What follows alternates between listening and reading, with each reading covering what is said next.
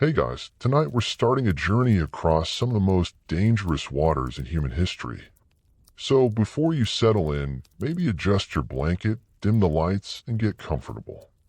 Tonight we're traveling back thousands of years, long before engines, long before satellites, and long before anyone could pull out a phone and discover that they had somehow sailed in the wrong direction. Instead, we're entering a world where the horizon was a mystery. A world where maps were incomplete. A world where sailors often disappeared forever. And yet, despite all of that, they kept going. Humans have always been strangely attracted to dangerous ideas. Building enormous monuments, crossing deserts, climbing mountains, and of course, climbing into fragile wooden boats and sailing into vast oceans that seem to stretch endlessly beyond the edge of the known world. Because apparently staying home was simply too easy. The story begins thousands of years ago. The earliest sailors were not great conquerors. They were not famous kings. They were ordinary people. Fishermen. Traders. Families searching for opportunities. People who stood on a shoreline and wondered what existed beyond the distant horizon. For ancient communities living near rivers and coasts, water was both friend and enemy. Water provided food. Water connected settlements. Water allowed trade. But water also swallowed people without warning. One storm could erase years of experience. One mistake could turn an ordinary voyage into a disaster. The earliest known sailors likely traveled along rivers before venturing into open seas. Rivers were safer. The shoreline remained visible. Fresh water was nearby. Rescue was possible. The open ocean offered none of those comforts. Imagine standing on a beach around 5,000 years ago. No compass. No lighthouse. No weather forecast. No rescue service. No Coast Guard, just a wooden vessel, a few supplies, and an enormous amount of confidence, or perhaps an enormous amount of poor decision-making. Historians still debate exactly when humans first became true sailors. Evidence suggests that people crossed stretches of water surprisingly early. Long before written history, communities were already reaching islands separated by dangerous seas. This required planning, skill, and courage, a lot of courage, because ancient boats were not exactly luxury cruise ships. There were no comfortable cabins, no entertainment, no buffet, no deck chairs. Most voyages involved cramped conditions, constant discomfort, and a persistent awareness that the sea was attempting to kill everyone on board. Slowly, however, maritime knowledge improved. Generations passed down lessons. Sailors learned to observe currents. They learned seasonal winds. They learned where storms often appeared. Most importantly, they learned that surviving at sea depended on respecting nature. Nature always had the final vote, and nature was not interested in negotiations. Among the first great seafaring civilizations were the ancient Egyptians. Many people imagine Egypt as a civilization of pyramids and deserts. And yes, there was certainly plenty of sand. An impressive amount of sand, really. But Egypt was also deeply connected to water. The Nile River functioned like a giant highway. It carried people, goods, ideas, and wealth across enormous distances. Egyptian boats traveled constantly. Merchants moved cargo. Officials inspected territories. Priests journeyed between temples. The Nile became a training ground for future sailors. Yet river travel was only the beginning. Eventually, Egyptian rulers became interested in distant lands. They wanted luxury goods, rare woods, exotic animals, incense, gold, and obtaining those treasures required dangerous voyages beyond familiar waters. One famous destination was the mysterious land of Punt. Historians still debate its exact location. Ancient Egyptians described it almost like a magical place, a distant land rich with valuable resources. Expeditions to Punt became major undertakings. Ships had to be built. Crews had to be assembled.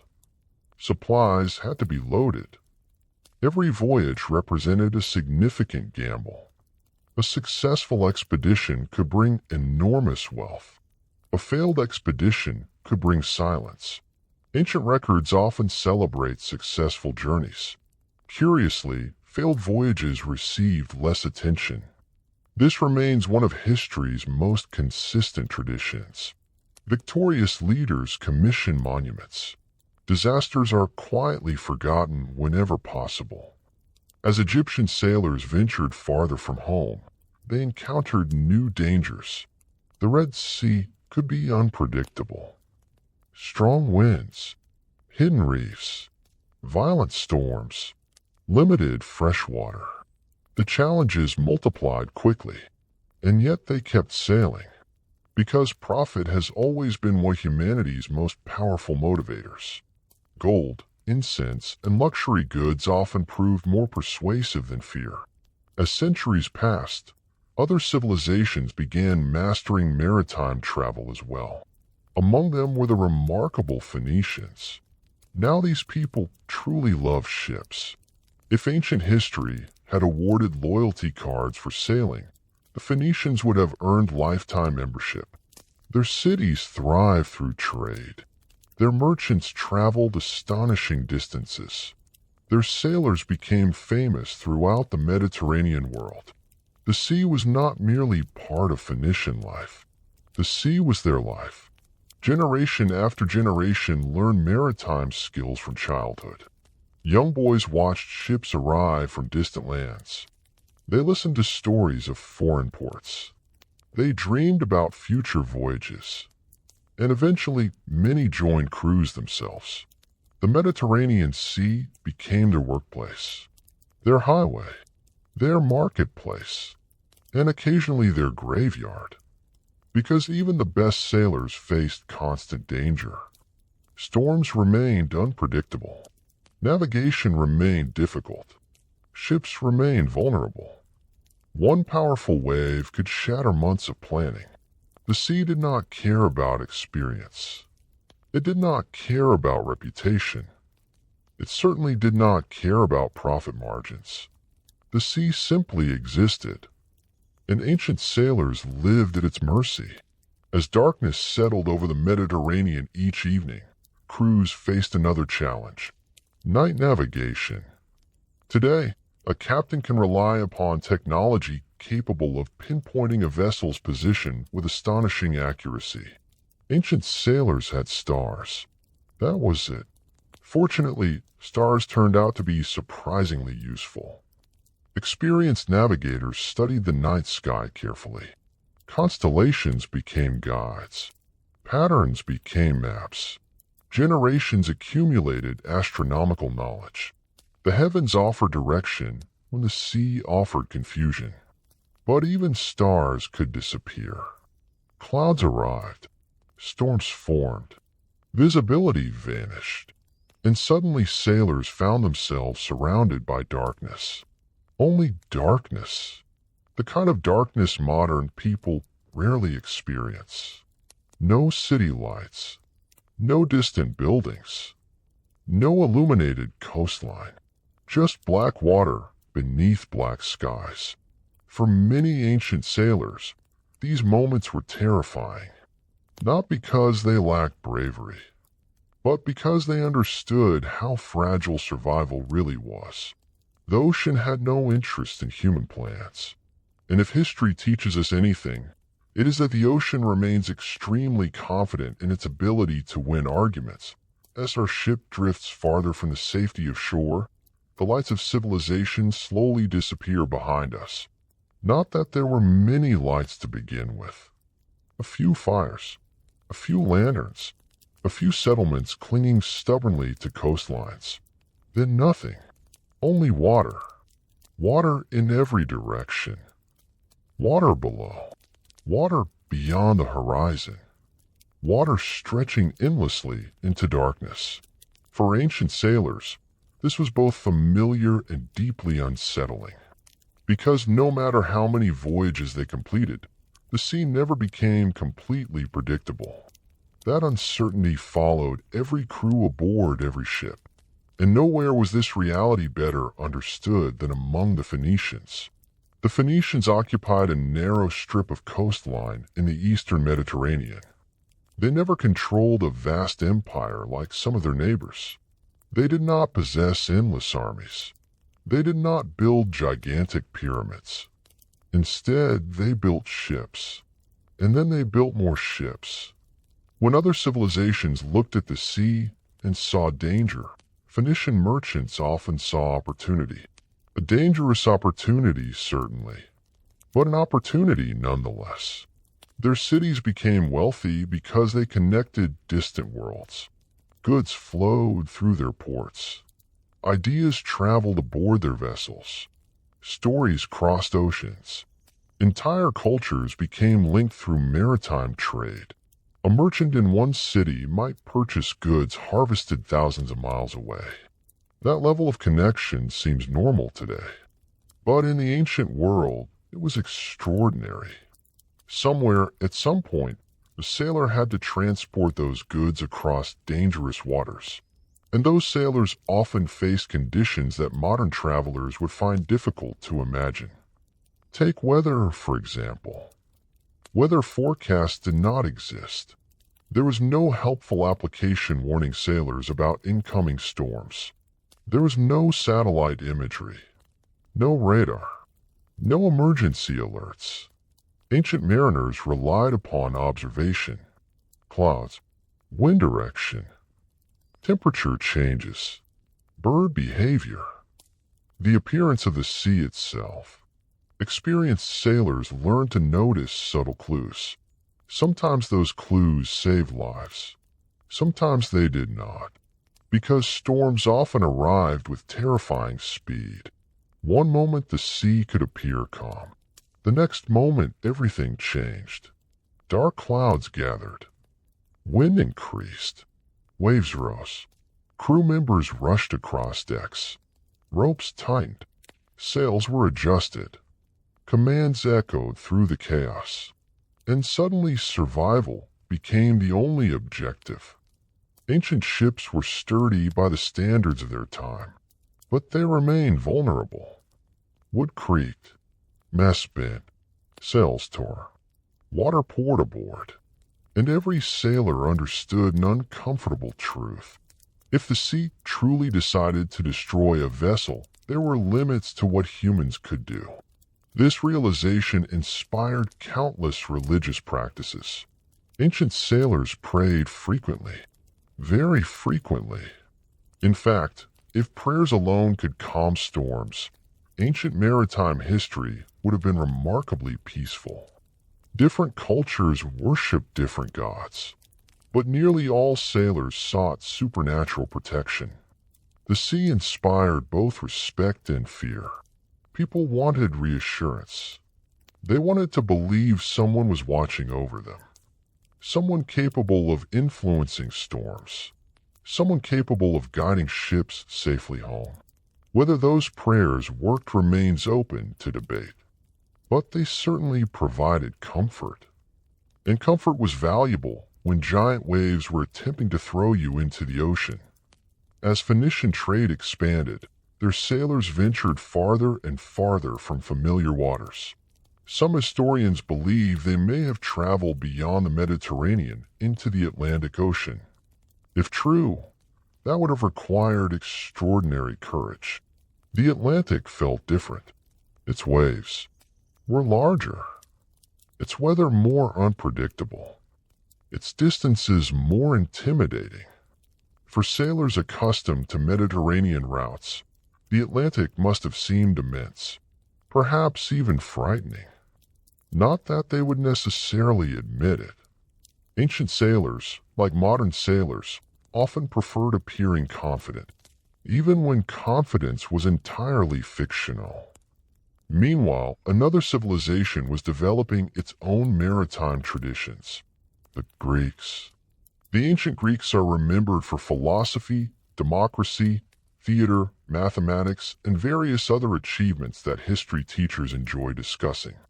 But they were also experienced sailors. The geography of Greece almost demanded it. Mountains divided communities. Hundreds of islands dotted surrounding waters. Travel by sea often proved easier than travel by land. As a result, maritime skills became essential. Greek ships connected cities. They connected colonies.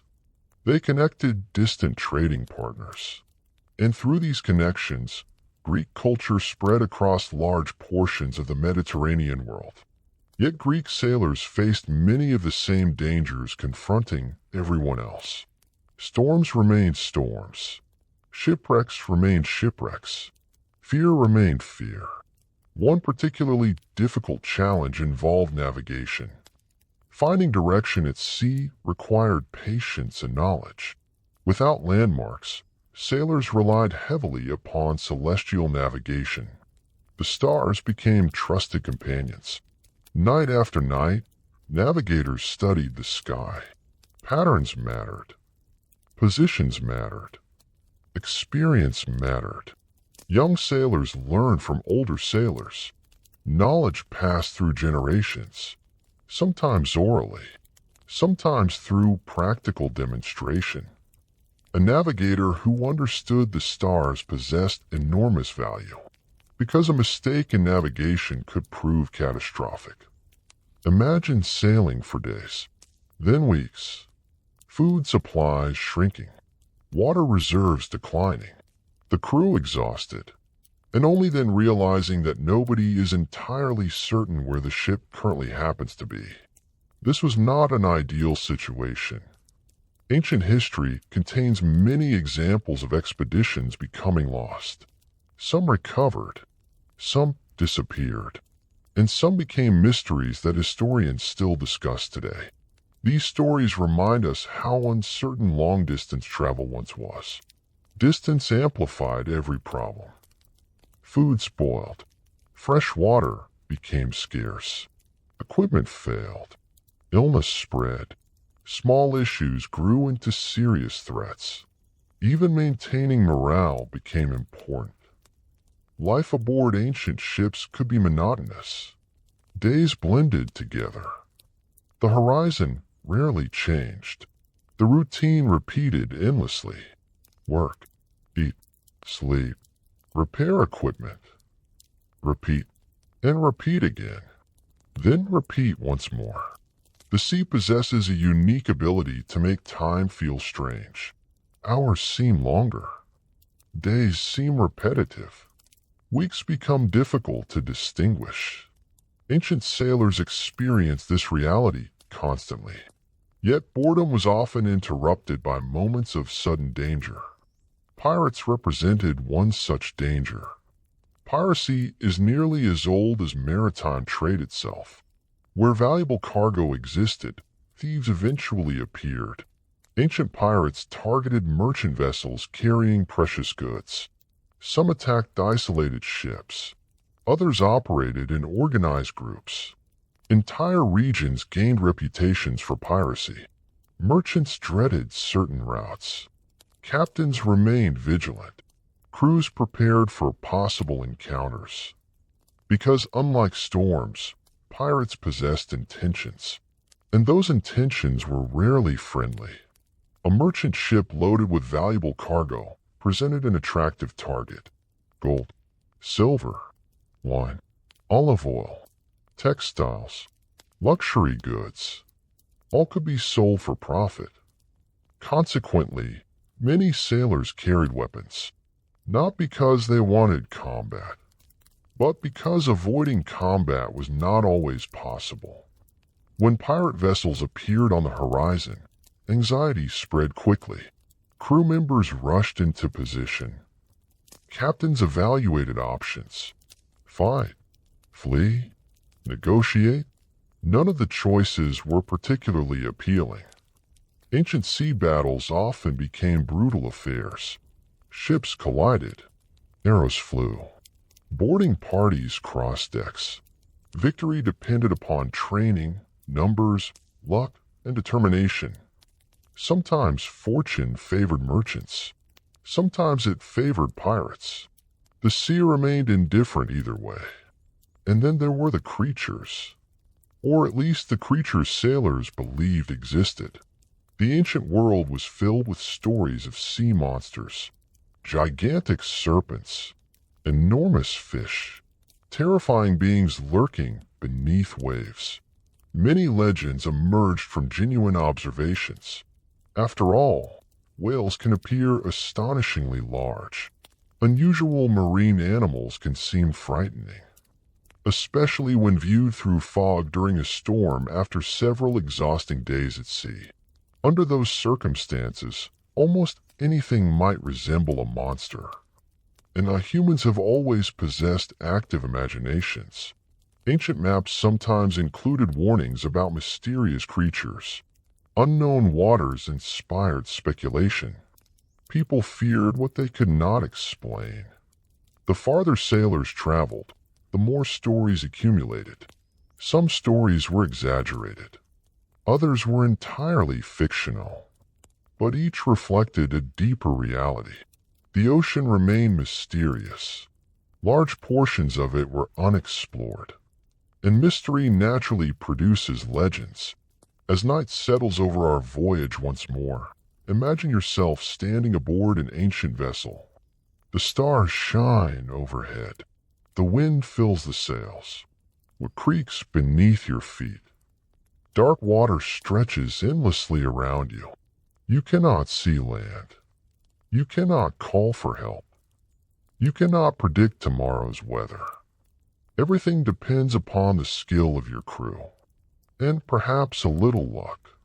A surprisingly large amount of ancient survival depended upon luck.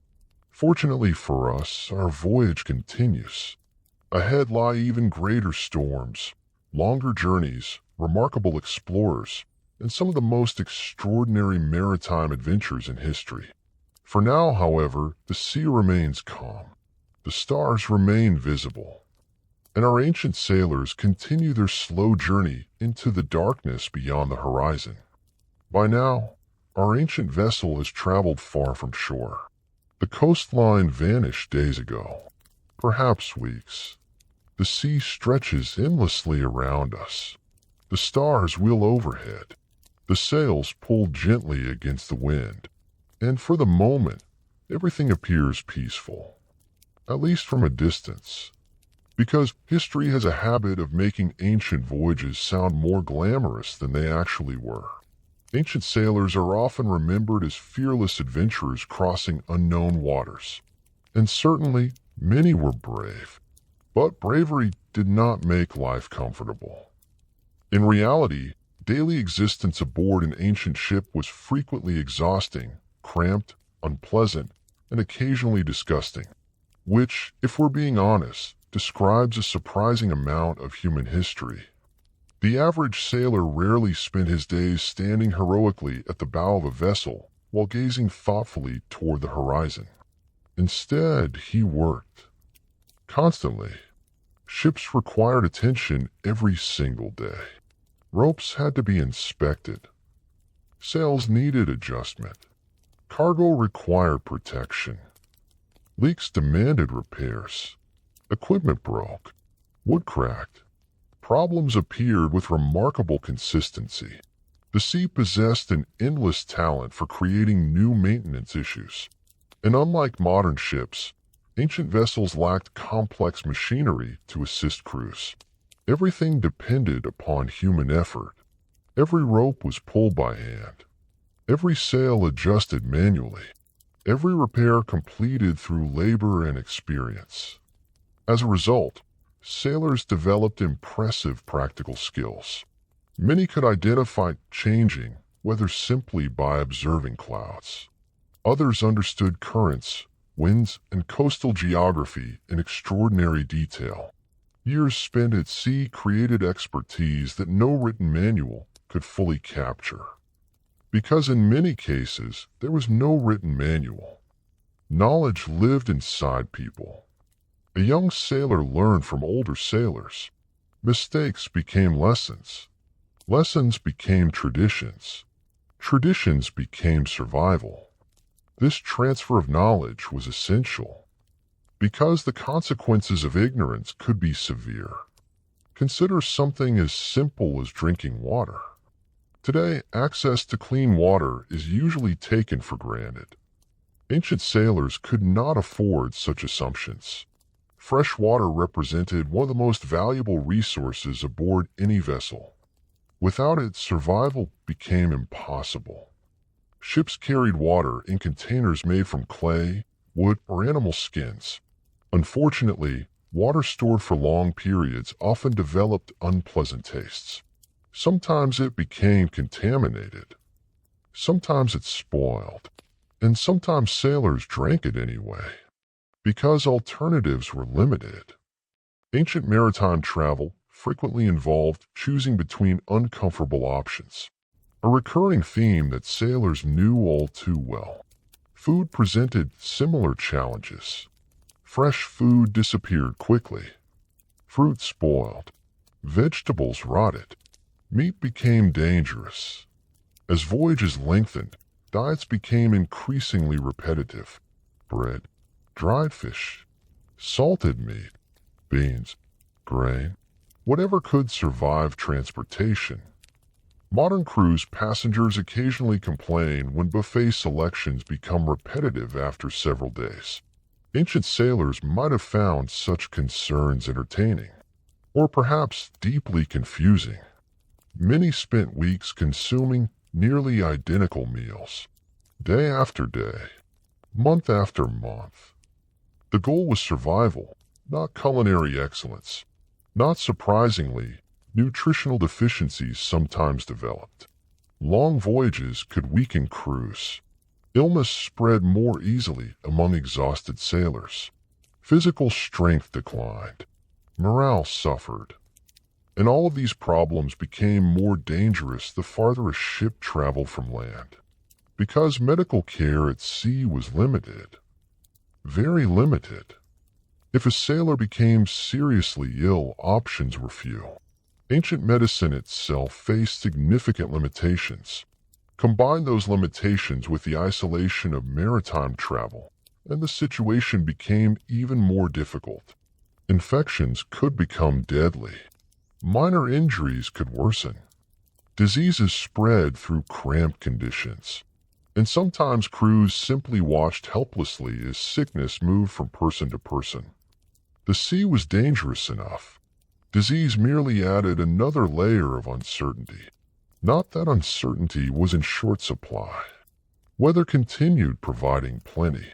Storms remained the greatest fear of many sailors. Not pirates. Not sea monsters. Not hostile foreign ports. Storms. Because storms attacked everyone equally. The strongest captain could not negotiate with a hurricane. The most experienced navigator could not reason with a gale. When severe weather arrived, survival often depended upon preparation, skill, and luck. Especially luck. The Mediterranean, despite its beauty, could become terrifying during storms. Waves slammed against hulls. Wind shredded sails. Rain reduced visibility. Thunder echoed across dark skies.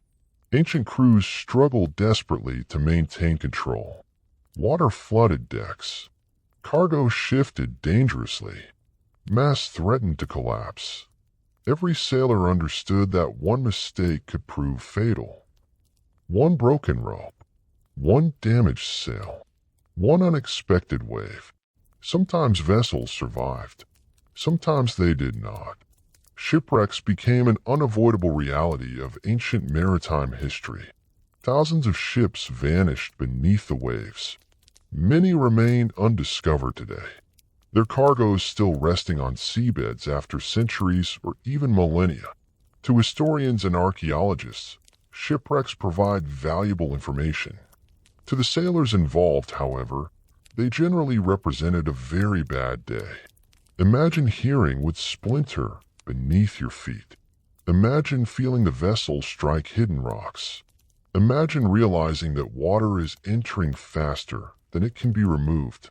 Those moments occurred countless times throughout history. Fear spread rapidly. Commands were shouted. Crews scrambled to save cargo. Passengers prayed. And sometimes everyone understood exactly what was happening. The ship was dying. There is something uniquely frightening about a sinking vessel. On land, people can run. At sea, options shrink dramatically, particularly if swimming skills are limited. Many ancient sailors never learned to swim. This fact surprises modern audiences. Yet it was common. Some believed swimming encouraged recklessness. Others simply lacked opportunities to learn. As strange as it sounds today, experienced sailors occasionally spent their entire careers surrounded by water while possessing only minimal swimming ability, which certainly increased the stakes during emergencies. Now imagine such an emergency occurring at night. Darkness covering everything. Rain falling. Waves crashing. People shouting. No visible shoreline. No rescue vessels. No emergency beacons. Only confusion. Only fear. Only the cold certainty that survival suddenly depended upon factors beyond your control. These disasters became legendary. Stories spread from port to port. Families waited for loved ones who never returned. Merchants lost fortunes. Communities mourned. And yet maritime trade continued. Because despite the dangers, the rewards remained significant. Entire economies depended upon seaborne commerce. Cities prospered because ships connected distant regions. Goods traveled farther than ever before. Ideas moved alongside cargo. The sea linked civilizations together. One of the greatest examples of maritime commercial success emerged through the rise of Carthage. Founded by Phoenician settlers, Carthage developed into a powerful trading empire. Its merchants crossed enormous distances. Its fleets dominated important routes. Its sailors became famous throughout the Mediterranean. Carthaginian captains explored regions unfamiliar to many contemporaries. Some may even have ventured far down the western coast of Africa. These voyages required remarkable courage. The farther sailors traveled, the fewer reliable maps existed. The less information became available. Every unfamiliar coastline introduced new uncertainties, new currents, new weather patterns, new hazards, and occasionally new opportunities. History often remembers conquerors, but merchants deserve attention as well. Because merchants connected worlds. A successful trader could transport goods across hundreds or thousands of miles. Luxury products appeared in cities far from their origins. People encountered foreign cultures. Ideas spread. Technologies traveled. All because sailors continued risking dangerous journeys. Journeys that remained physically demanding. A typical sailor's body reflected years of hard labor. Hands developed thick calluses. Muscles strengthened through constant work. Skin darkened beneath relentless sunlight. Scars accumulated. Sea life left its mark. Many sailors aged prematurely. The profession extracted a price. Not always visible immediately, but visible eventually. Long voyages also created psychological challenges. Isolation affected crews. Homesickness emerged. Families remained far away. Communication was impossible. A sailor departing on a voyage might disappear from home for months, sometimes years, and no one knew exactly what happened during that absence. News traveled slowly. Rumors traveled quickly. Certainty rarely traveled at all. For families waiting at home, every returning ship carried hope. Perhaps a son would return. Perhaps a husband. Perhaps a brother. Or perhaps another season would pass without answers. The sea connected people, but it also separated them, sometimes permanently. As our own voyage continues beneath the stars, the water remains calm. For now, the crew sleeps in shifts. The sails whisper softly overhead. The cargo rests securely below deck. Yet everyone aboard understands a simple truth. Tomorrow could change everything. A storm, a pirate attack, a hidden reef, a sudden illness. The sea requires constant respect, and ancient sailors understood this better than anyone. Because every voyage carried uncertainty, every horizon concealed possibility, and every successful return home represented a small victory against one of the most powerful forces on Earth. Ahead of us still lie the great navigators of the ancient world, extraordinary explorers, mysterious disappearances, and the remarkable techniques sailors used to find their way across vast oceans without modern technology. But those stories belong to the next stage of our journey. For now, our ship continues onward through the darkness. The stars remain above us. The sea remains below us. And somewhere beyond the horizon, another chapter of maritime history patiently waits. As dawn slowly approaches, our ship continues its patient journey across the open sea. The crew is already awake. Some have been awake for hours. Ancient sailors rarely enjoyed luxurious mornings. There were no comfortable hotel breakfasts waiting below deck. No coffee shops. No weather reports. No reassuring notifications announcing that conditions would remain favorable throughout the day. Instead, there was work. Always work.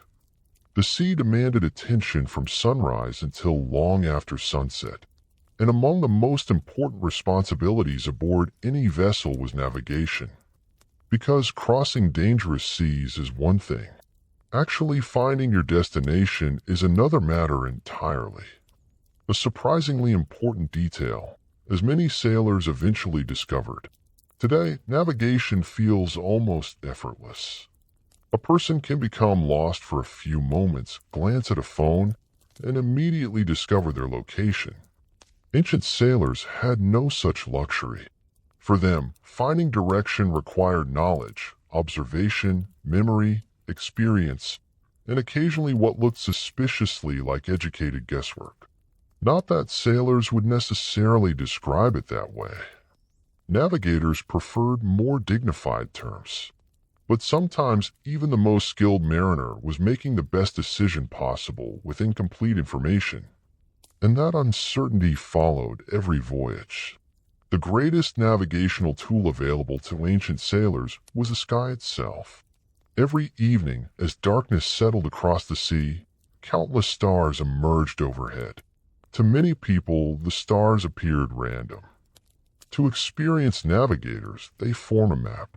A vast celestial guidebook stretching across the heavens. Generation after generation studied these patterns. Knowledge accumulated slowly. Observations became traditions. Traditions became navigational systems. And eventually sailors learned how to use the stars to estimate direction during long voyages. Particular stars became especially important. Some remained visible throughout the year. Others appeared only during certain seasons. Their positions helped sailors orient themselves. A navigator who understood the night sky possessed something valuable. Confidence, not certainty. Certainty remained extremely rare at sea, but confidence was useful, particularly when everyone else aboard the ship was wondering whether they were currently traveling toward their destination or accidentally heading somewhere completely different. The challenge became even greater during cloudy weather. Because stars are remarkably difficult to observe when hidden behind thick storm clouds. This unfortunate reality forced sailors to rely upon other clues. Wind direction, ocean currents, wave patterns, bird migrations, the color of water. the smell of land carried by distant breezes. All of these observations contributed to navigation. Ancient sailors developed astonishing awareness of their surroundings. Small details mattered. A flock of birds might suggest nearby land. Floating vegetation could indicate proximity to shore. Changes in wave behavior might reveal hidden reefs. The sea communicated constantly. The challenge involved understanding the language. Not everyone succeeded. History contains many stories of ships becoming lost. Some eventually returned. Others disappeared forever. Those vanished voyages continue fascinating historians today, because unanswered questions possess a unique power. Humans dislike mysteries. We enjoy solutions.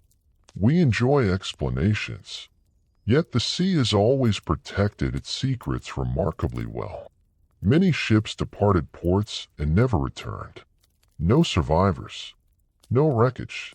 No explanation. Just silence. Perhaps storms destroyed them.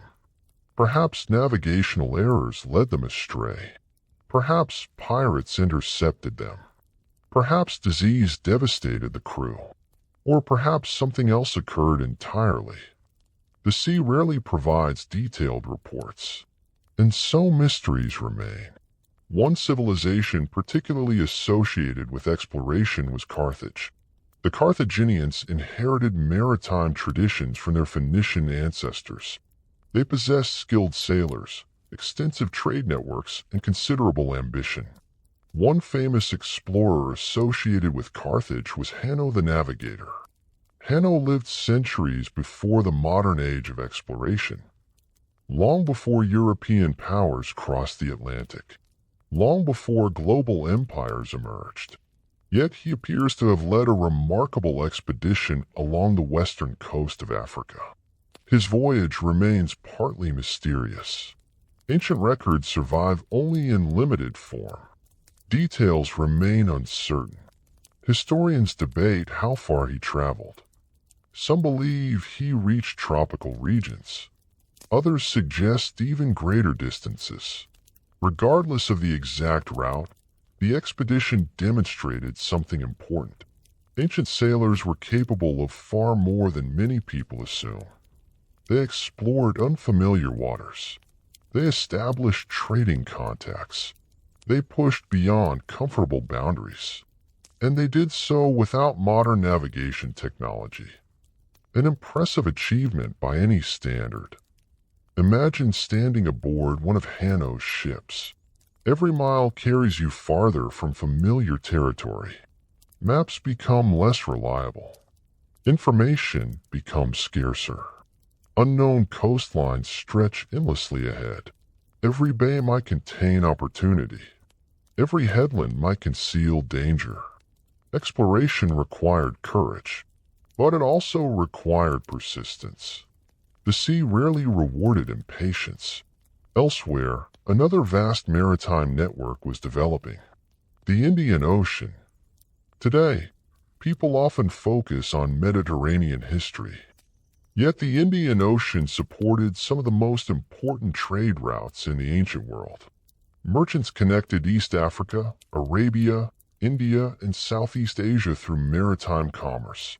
These voyages depended upon understanding seasonal winds known as monsoons. Ancient sailors gradually discovered that these winds followed predictable patterns. For centuries, this knowledge transformed trade. Ships could travel vast distances by working with nature rather than fighting against it.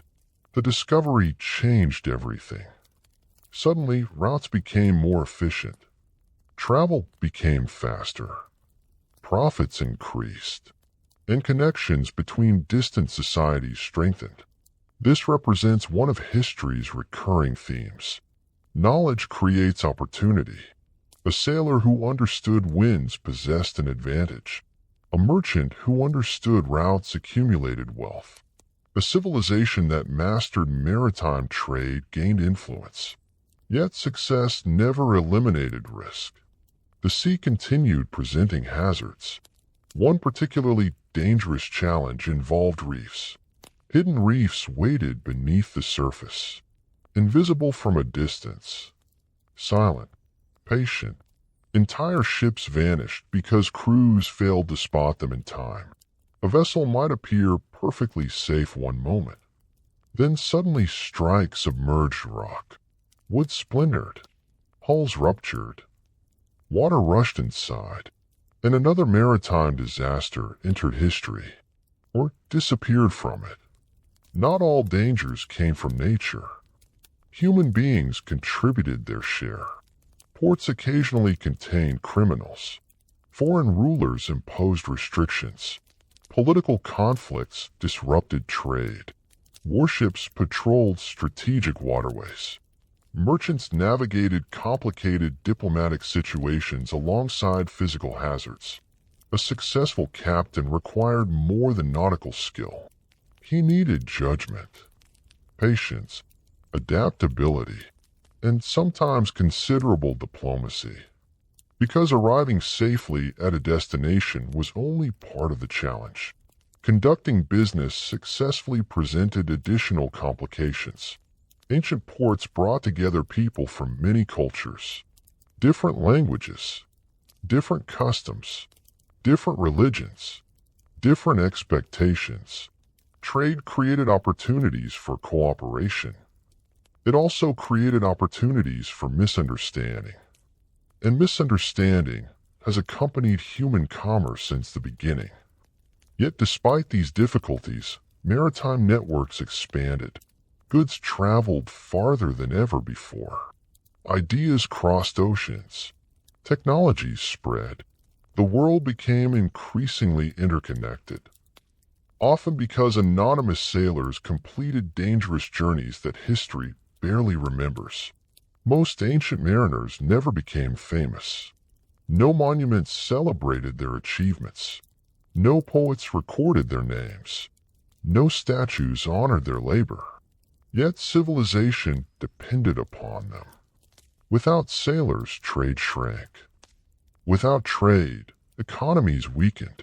Without maritime connections, many societies would have developed very differently. History tends to remember kings. The sea often remembers sailors, though admittedly it remembers some by keeping their ships at the bottom. As afternoon fades toward evening once again, our vessel continues forward. The wind remains steady. The crew performs familiar tasks. The navigator studies the sky. Soon stars will emerge once more. Ancient companions guiding another night at sea. And somewhere beyond the darkness lies our destination. At least we hope so. Hope has always played a role in maritime travel. Not an official navigational instrument, certainly, but a common one nonetheless. Because even the most experienced sailors occasionally faced uncertainty. Even the greatest explorers sometimes guessed. Even the strongest ships remained vulnerable. That vulnerability connected everyone who ventured onto the sea. Merchant and explorer. Captain and deckhand. Rich passenger and ordinary sailor. All shared the same fragile wooden vessel. All trusted the same winds. All depended upon the same ocean. And the ocean, as always, remained powerful enough to humble every one of them. In the next stage of our journey, we will encounter some of the most terrifying storms in ancient maritime history, the brutal reality of piracy, and the extraordinary courage required to survive months on dangerous seas where rescue was often impossible and every horizon concealed uncertainty. For now, the stars begin appearing overhead once again. The sea darkens. The sails whisper softly in the evening wind, and our ancient voyage continues into the night.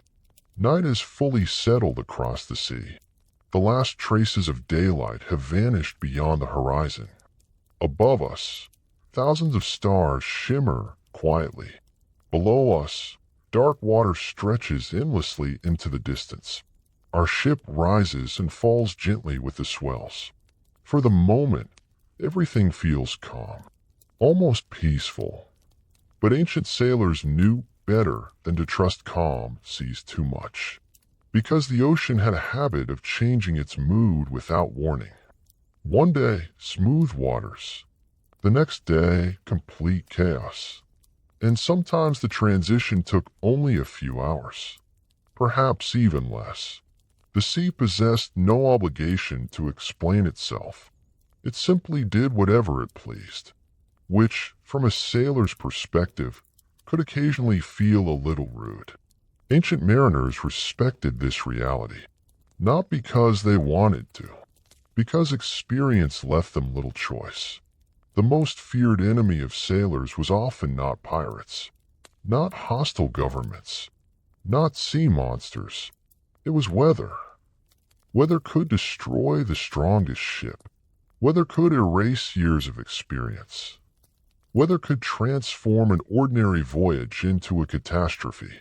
And unlike human enemies, storms could not be reasoned with.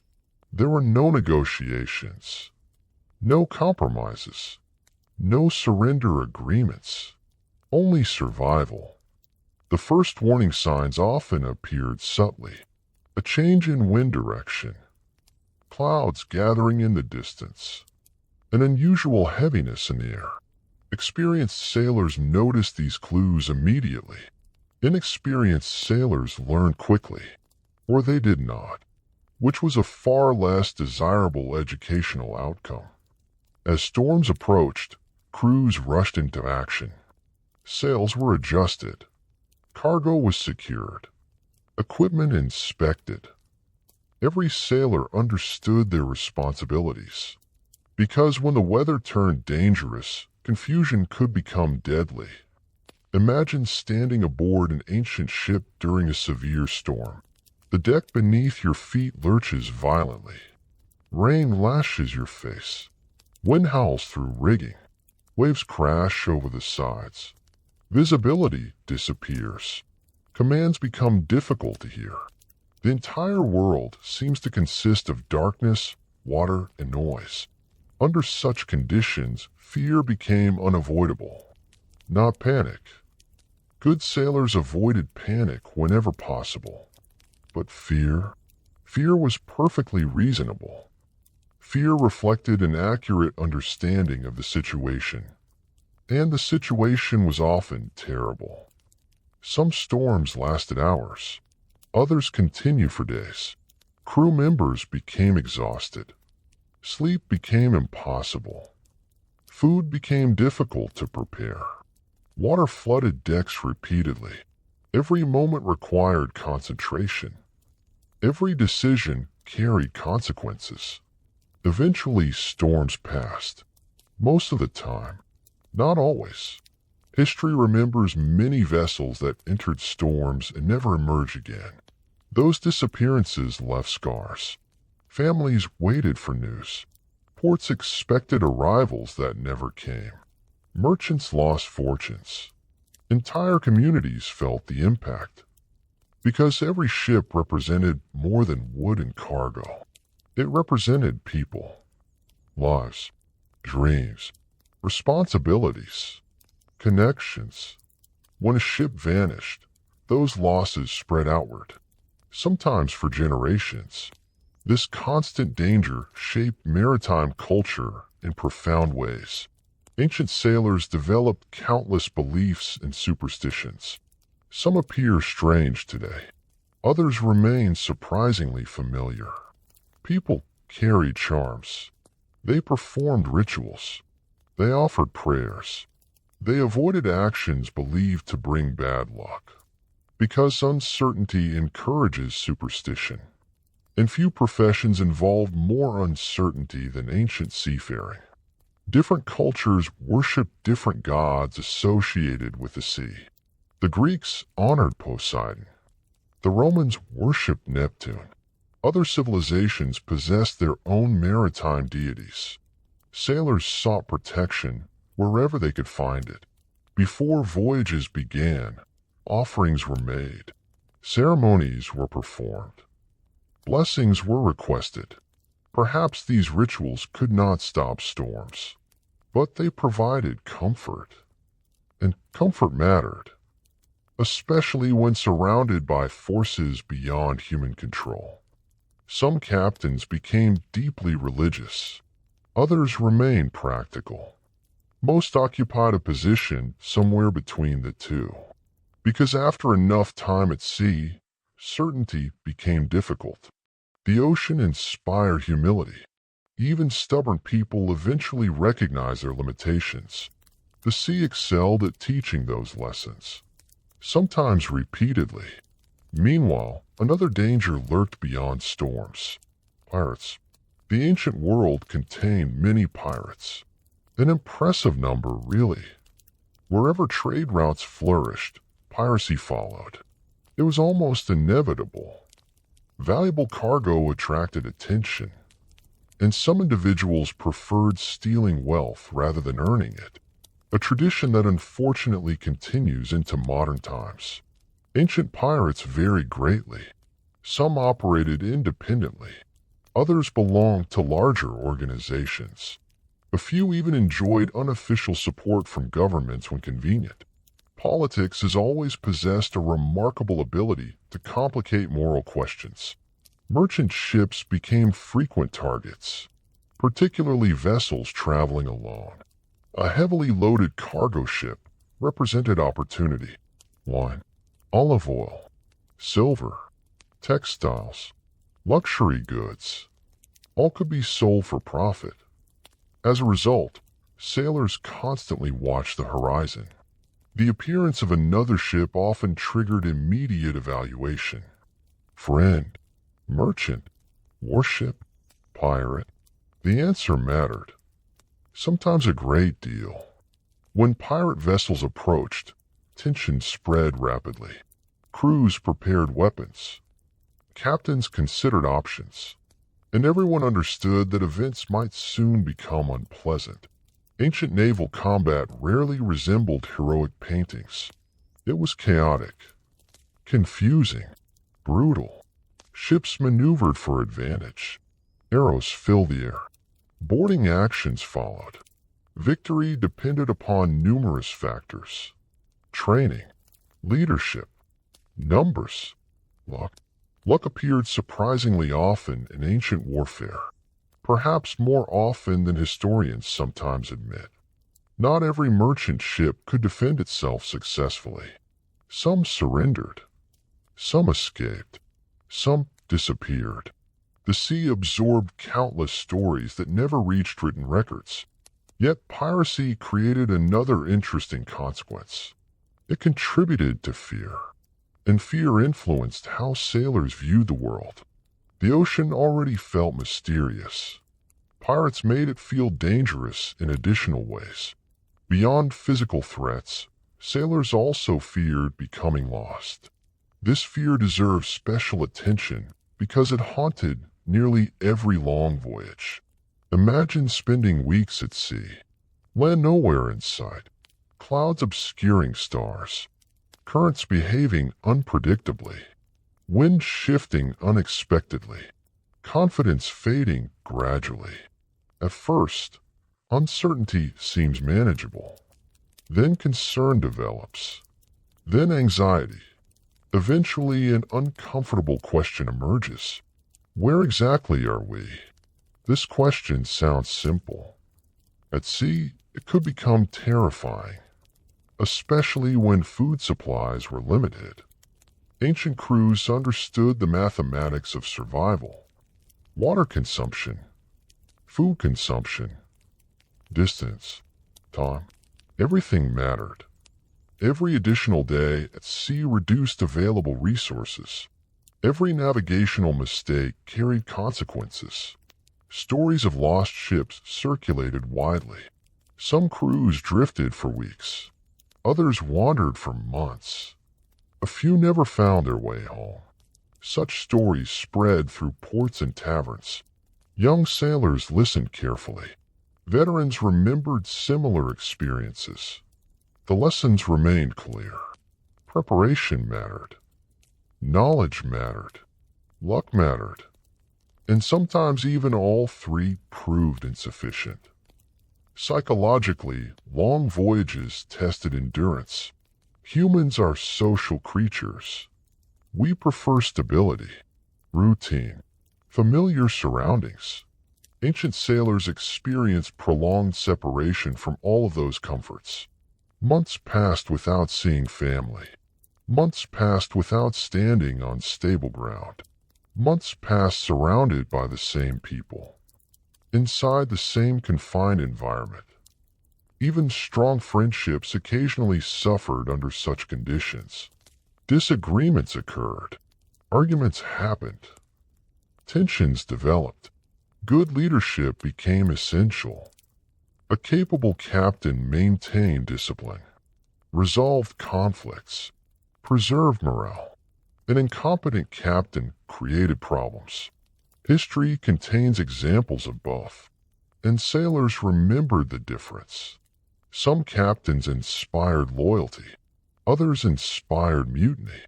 The distinction often mattered greatly during crises, because storms, pirates, and navigational errors were difficult enough.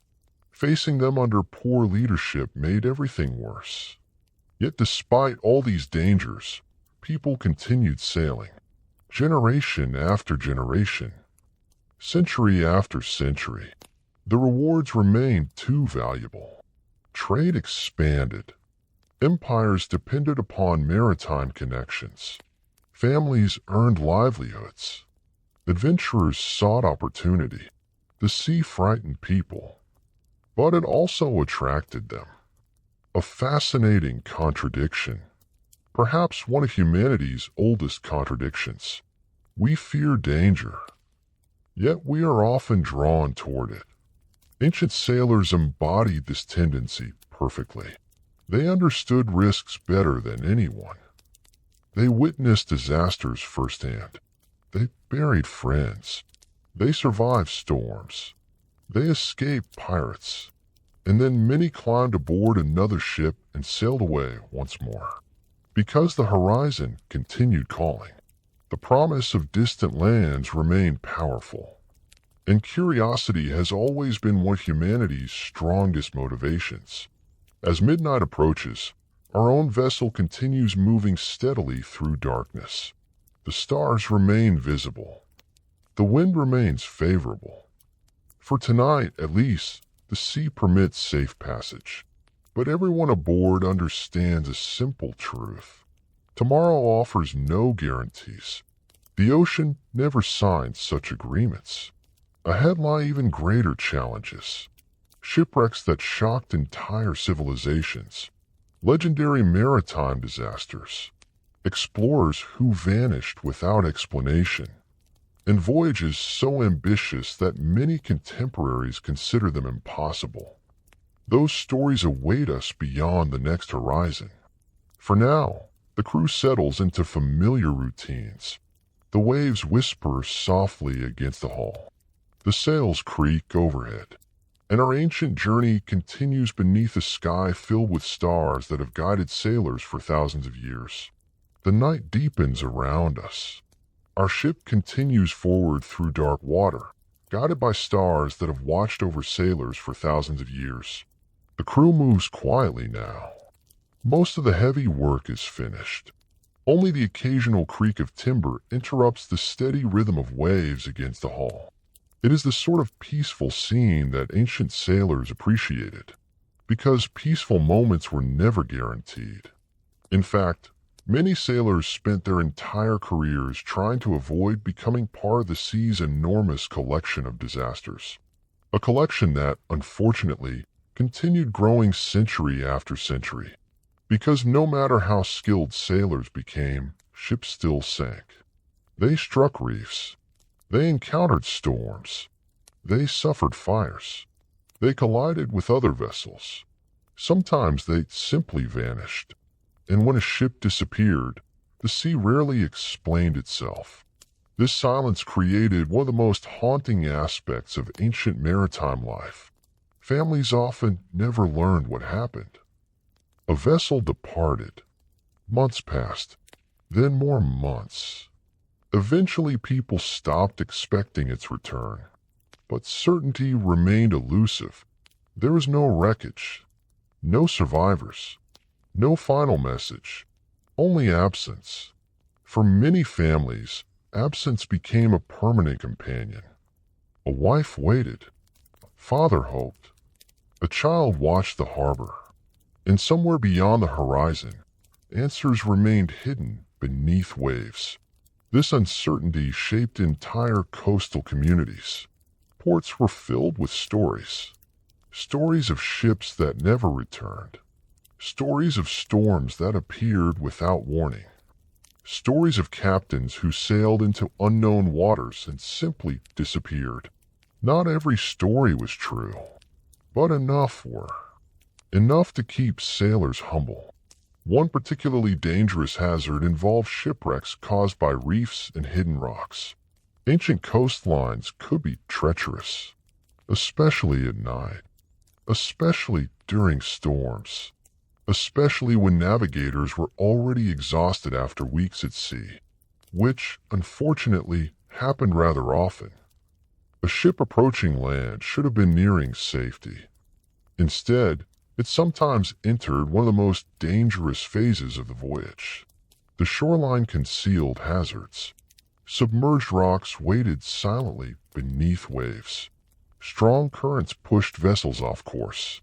Wind complicated maneuvering. And a single mistake could destroy everything. Imagine hearing the sudden crack of timber. A violent impact beneath the hull. Crew members stumbling as the ship shudders. Then another impact. And another. The vessel is no longer sailing. It is breaking apart. Panic spreads quickly. Water rushes inside. Cargo shifts. Passengers scream.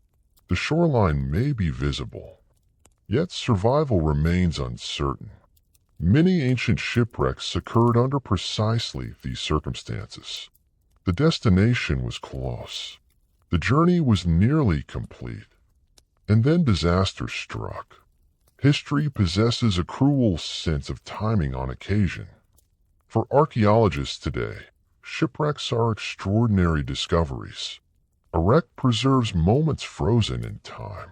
Cargo remains where it was stored. Tools remain where they were used.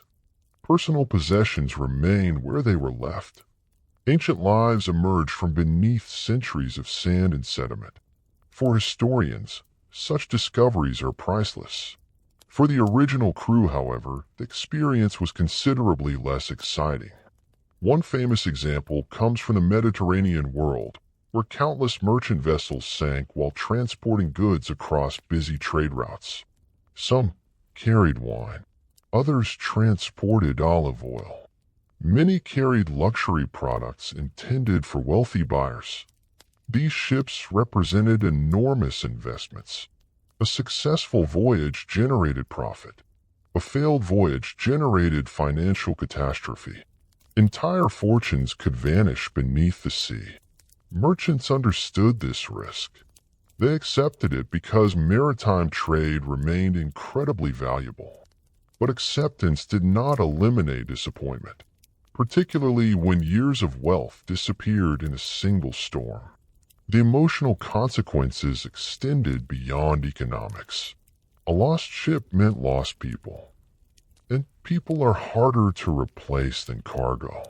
Ancient records occasionally mention crews who fought desperately to save their vessels. Bailing water, repairing damage, cutting away broken equipment, working through exhaustion. Sometimes their efforts succeeded. Sometimes they merely delayed the inevitable. The sea respected effort far less than sailors wished. Among the most fascinating maritime mysteries are expeditions that vanished entirely. No wreckage, no survivors, no clear explanation. One such mystery involves explorers who ventured beyond familiar routes. The farther they traveled, the fewer witnesses remained. If disaster occurred, nobody returned to describe it. Entire expeditions disappeared from history, not because they lacked importance, because they lacked survivors. And without survivors, stories become difficult to tell. Ancient societies occasionally launched ambitious voyages into poorly understood regions. These journeys required courage bordering on recklessness, or perhaps recklessness bordering on courage. The distinction is sometimes difficult to identify. Imagine sailing toward waters that few people have ever seen. Maps become vague. Rumors replace facts. Every horizon conceals uncertainty. The captain possesses confidence, at least publicly. The crew hopes the captain knows what he is doing. History suggests this hope was not always justified. Yet exploration continued, because curiosity remains stronger than caution. Humans consistently display this tendency. We see an unknown horizon. Then someone decides to travel beyond it. This pattern has repeated throughout history, usually with mixed results.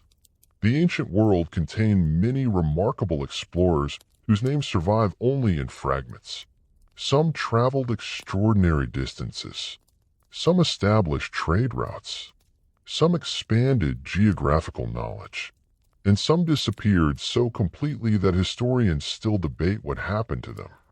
The sea excels at preserving mysteries, particularly when witnesses are unavailable.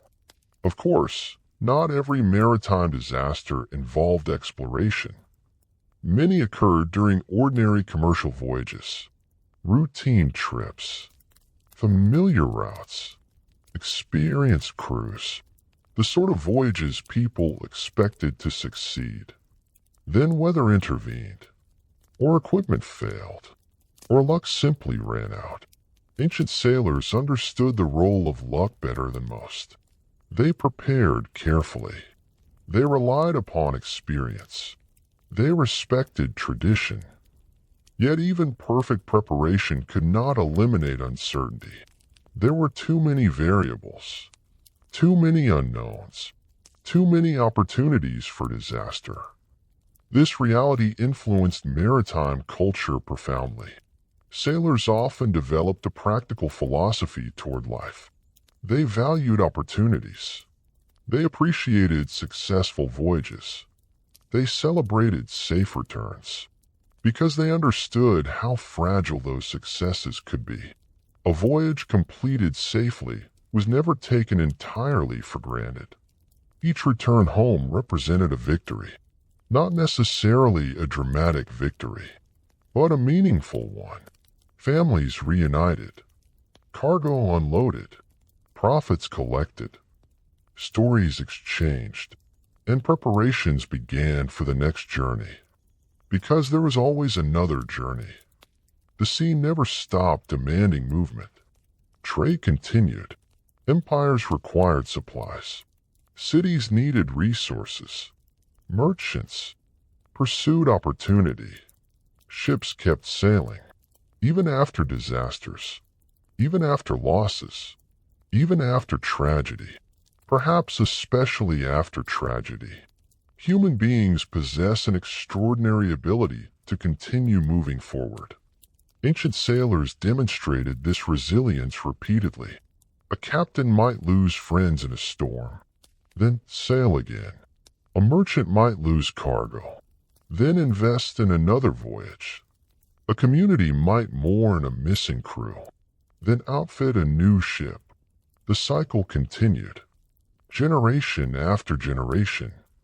This resilience did not erase grief. It simply existed alongside it. And grief was common in maritime societies.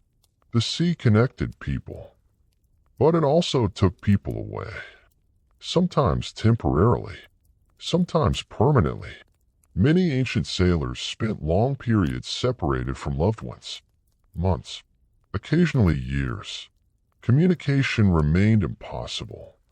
Families lived with uncertainty. A sailor might return wealthy, or injured, or not at all. Nobody knew in advance. This uncertainty shaped relationships. Farewells carried weight. Departures felt significant, because everyone understood the risks involved. Modern travel often feels routine. Ancient travel rarely did, especially at sea.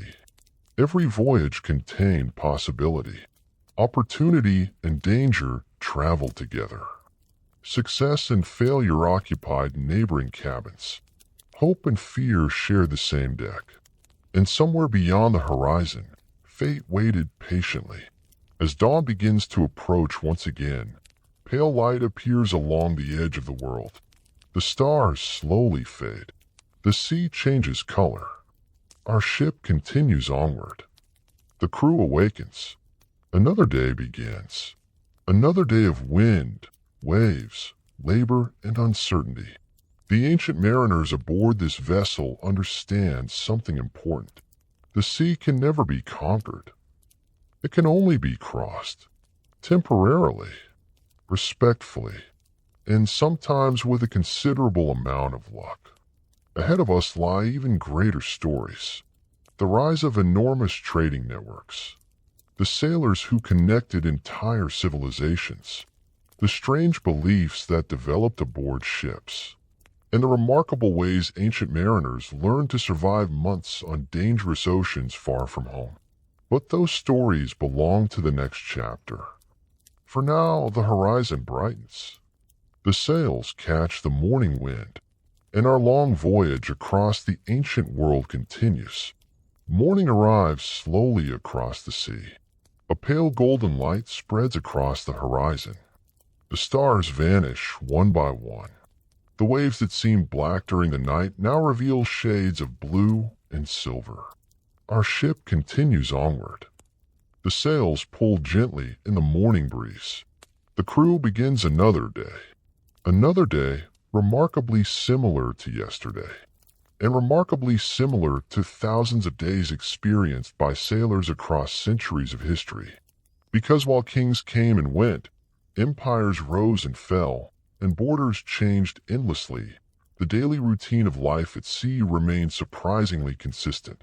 Wake, work, watch the weather, maintain the ship, eat, sleep, repeat. Human civilization changed dramatically. The sea remained stubbornly familiar. And yet, despite the repetitive nature of maritime life, ancient sailors participated in something extraordinary. They connected entire civilizations. Without them, many of the ancient world's greatest societies would have remained isolated from one another. Ideas would have traveled more slowly.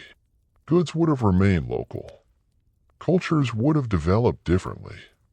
In many ways, sailors became the invisible threads holding vast regions together. Most never receive recognition. History often forgets the people doing the actual work. A tradition that unfortunately remains alive and well. Still, their achievements deserve attention. Because crossing dangerous seas was only part of the story. What sailors accomplished after crossing those seas proved equally important. One of the greatest maritime highways in history was the Mediterranean. At first glance, the Mediterranean appears relatively manageable. It is enclosed by land. Its distances are smaller than those of the Atlantic or Pacific. Its climate often seems pleasant. A reasonable person might conclude that it represented a fairly comfortable environment for sailors. The Mediterranean would politely disagree. Storms could be violent. Winds could shift unexpectedly. Coastlines concealed hazards. Pirates remained active, and countless ships ended their journeys beneath its waters. Yet despite these dangers, the Mediterranean became one of the busiest maritime regions on Earth. Merchant vessels crossed constantly. Cargo moved in every direction. Ports flourished. Trade expanded. And sailors became essential participants in a vast economic network. Imagine arriving at a major ancient harbor. The scene would have been remarkable. Ships crowding the waterfront. Workers unloading cargo. Merchants negotiating prices. Languages from distant lands mixing together. Animals being transported. Food being sold.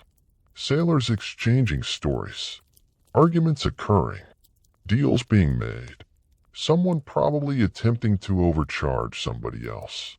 In other words, a fairly typical commercial environment. Ancient ports possessed enormous energy.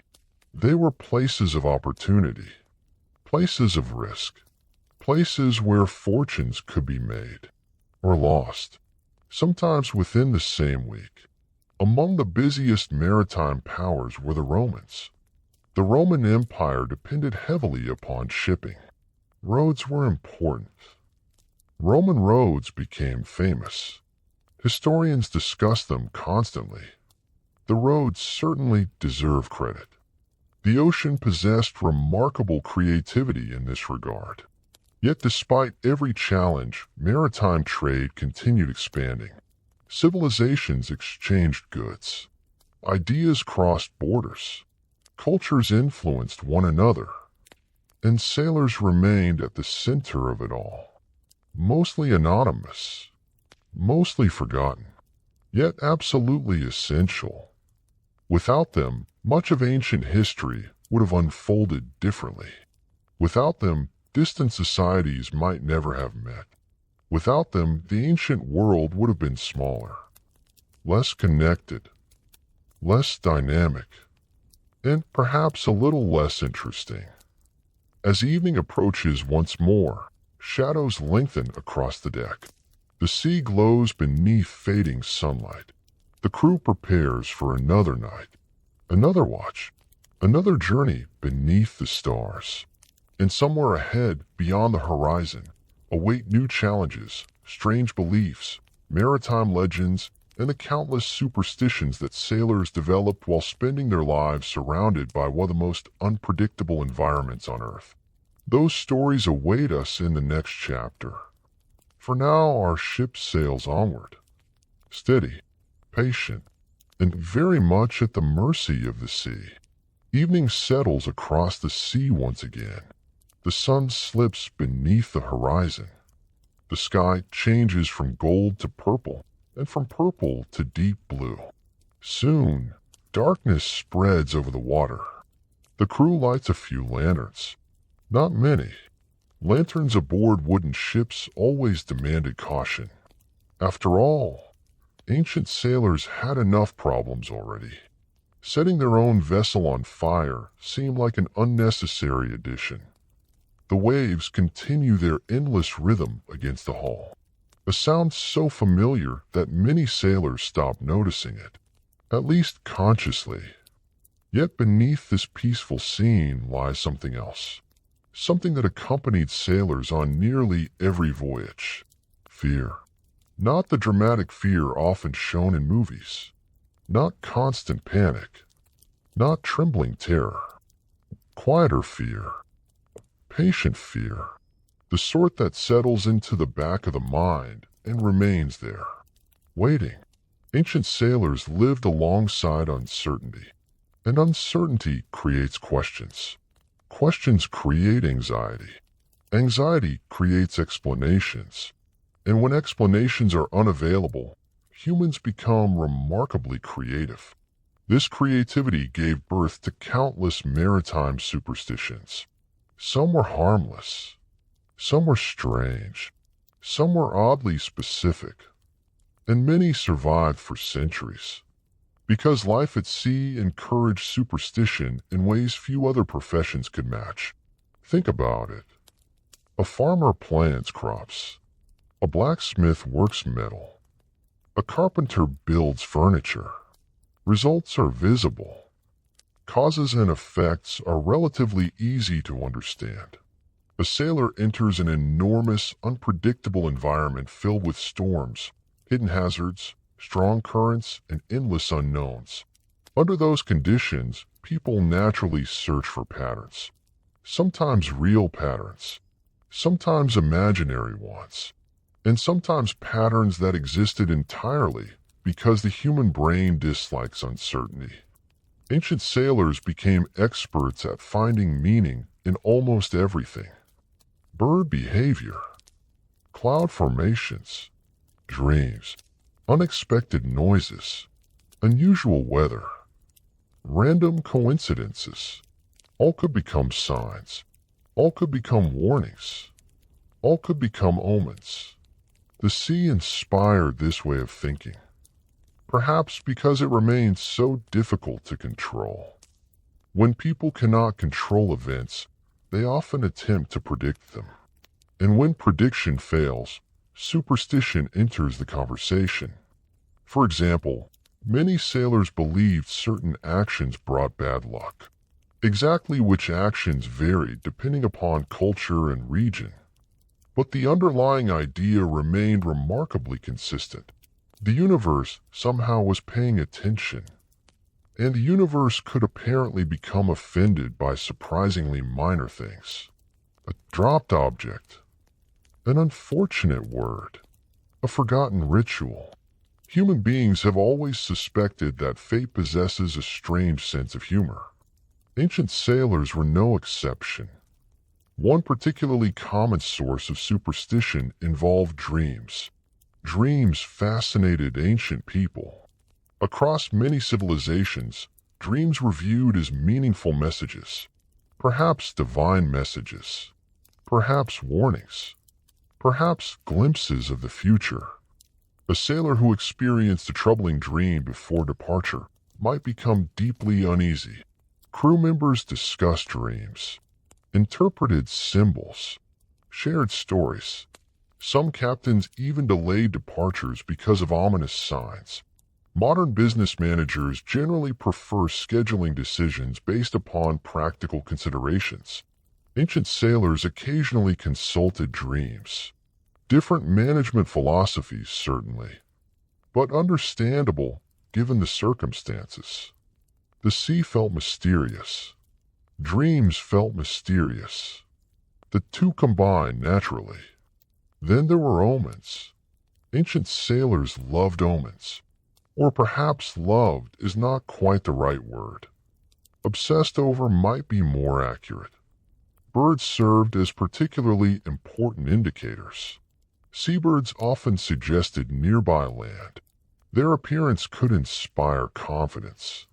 Their absence could create concern. Certain birds acquired symbolic significance. Their behavior was carefully observed. Every movement seemed meaningful. Whether it actually was meaningful remained another question entirely. Yet people believed. And belief influences behavior. Even experienced sailors who considered themselves practical sometimes respected traditional omens, not necessarily because they trusted them completely, but because ignoring them felt uncomfortable. History contains many examples of intelligent people behaving superstitiously under pressure. Ancient seafaring provided abundant pressure. Perhaps the most famous maritime legends involved sea monsters. The ancient world was filled with stories about terrifying creatures lurking beneath the waves. Gigantic serpents, monstrous fish, enormous beasts capable of swallowing entire ships. Some descriptions became wonderfully dramatic, which is hardly surprising. People enjoy dramatic stories, especially after surviving dangerous experiences. Imagine a sailor returning from a difficult voyage. He describes rough weather, strange sounds, unusual creatures glimpsed briefly through fog. Then he tells the story again and again. Each version becomes slightly more exciting, a little more mysterious, a little more impressive. Eventually, a large fish becomes a monster. A distant shadow becomes a sea serpent. A strange noise becomes evidence of something enormous beneath the waves. Human storytelling has always possessed this remarkable ability. Sea monsters flourished because they explained uncertainty. Something destroyed a ship? Perhaps a monster. Strange sounds beneath the hull? Perhaps a monster. Mysterious disappearance? Possibly a monster. Monsters provided answers. Not necessarily accurate answers, but answers nonetheless. Many ancient maps included warnings about dangerous waters. Some even depicted strange creatures. To modern observers, these illustrations appear charming, almost whimsical. To ancient sailors, they could represent genuine fears. The unknown remained frightening, and large portions of the ocean remained unknown. That combination naturally encouraged imagination. One famous example comes from Greek mythology. Sailors told stories about dangerous creatures inhabiting narrow waterways. Among them were the legendary figures of Scylla and Charybdis. According to myth, one threatened sailors from rocky cliffs while the other created devastating whirlpools. The stories reflected real navigational dangers. Narrow passages, strong currents, hidden hazards. Myth transformed these dangers into memorable characters. Because humans remember stories more easily than technical explanations, a whirlpool becomes far more memorable when it develops a personality. Not necessarily more accurate, but certainly more memorable. Religious beliefs also shape maritime life. Before major voyages, ceremonies often took place. Prayers were offered, sacrifices made, blessings requested. People wanted protection. They wanted favorable winds, safe passage, successful returns. The sea inspired humility. Even powerful rulers recognized this reality. Kings could command armies. Merchants could accumulate wealth. Governors could issue orders. Yet none of them controlled storms. The ocean remained stubbornly independent. As a result, sailors frequently maintained complicated relationships with religion. Faith provided comfort, meaning, hope, particularly during difficult moments. A crew facing severe weather often turned toward prayer, not because prayer guaranteed safety, but because prayer offered reassurance. And reassurance matters when enormous waves are attempting to rearrange your priorities. Long voyages also created psychological challenges that encouraged unusual beliefs. Imagine weeks without seeing land, weeks surrounded by the same people, weeks watching identical horizons. The human mind responds strangely to isolation. Small events feel important. Coincidences gain significance. Patterns emerge everywhere. People become more reflective, sometimes more anxious, sometimes more imaginative. Ancient sailors experienced these conditions constantly. The endless sea affected them. How could it not? Some became storytellers. Some became philosophers. Some became deeply superstitious. Many became all three. Because life at sea provided abundant opportunities for reflection, especially during long nights beneath unfamiliar stars. Those stars inspired questions. Questions about gods. Questions about fate. Questions about death.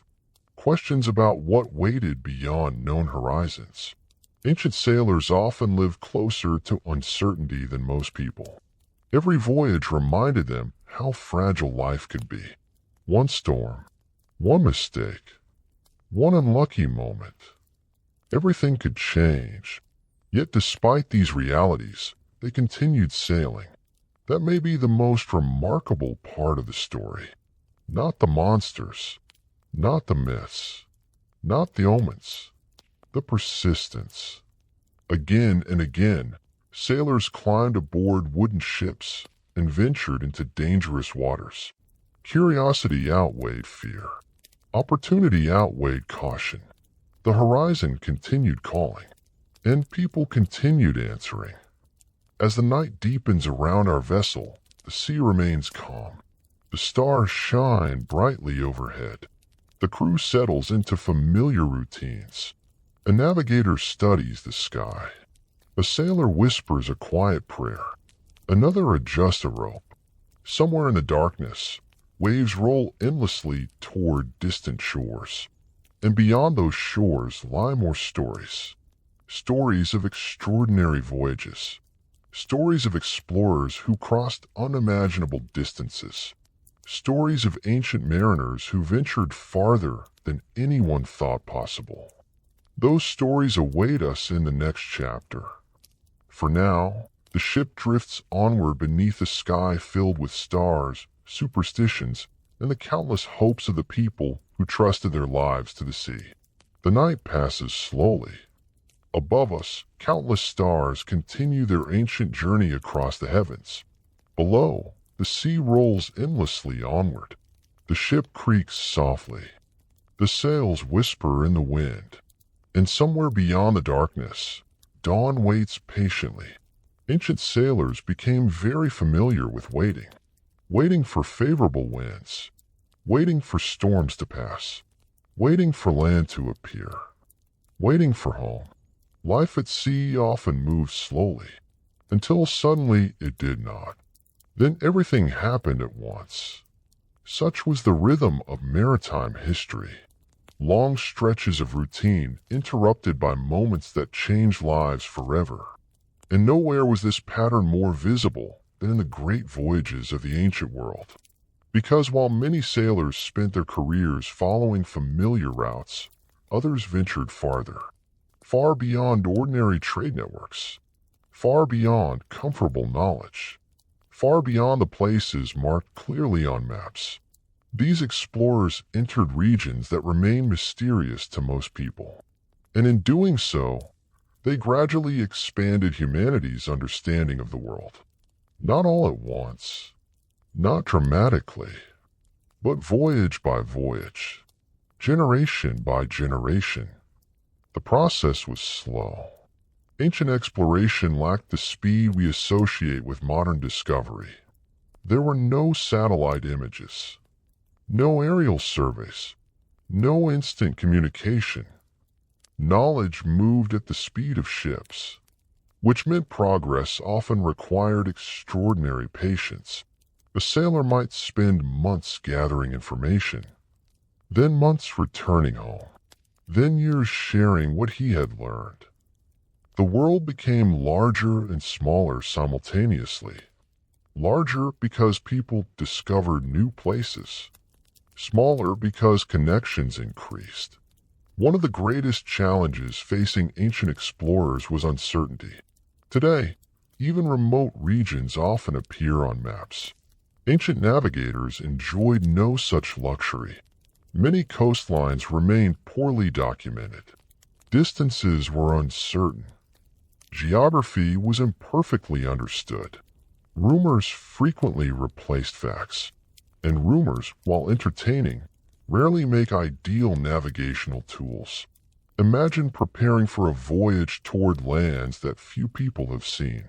Perhaps no one you know has visited them. The available information consists of stories, some accurate, some exaggerated, some completely fictional. Your ship is loaded, your crew assembled, and now you must decide whether those stories are reliable enough to trust with your life. Ancient explorers faced precisely these decisions, again and again. One region that inspired both opportunity and mystery was the vast Indian Ocean. For centuries, sailors crossed its waters connecting distant civilizations. These voyages rank among the greatest achievements in maritime history, not because they involved conquest, not because they produced dramatic battles, but because they required remarkable navigational skill. The Indian Ocean is enormous. Its distances can feel endless. A sailor departing from Arabia might spend weeks crossing open water. An Indian merchant could travel toward East Africa. A navigator from East Africa might encounter goods originating thousands of miles away, all because maritime routes linked regions together. Yet these routes depended upon something remarkably simple: wind. More specifically, monsoon winds. Ancient sailors gradually discovered that seasonal winds followed patterns, reliable patterns, predictable patterns, And once they understood these patterns, possibilities expanded dramatically. A captain could plan voyages around seasonal changes. Trade became more efficient. Travel became faster. Profits increased. Civilizations became increasingly connected. Knowledge of monsoons became one of the most valuable forms of information in the ancient maritime world. Not particularly glamorous information, but valuable. History often works this way. Important discoveries frequently sound less exciting than their consequences. Understanding seasonal wind patterns does not immediately sound world-changing until you realize it helped connect continents. Then it becomes considerably more impressive. The sailors who mastered these routes spent much of their lives at sea. Months passed between departures and arrivals. Entire seasons could disappear aboard ships. Families learned patience. Merchants learned flexibility.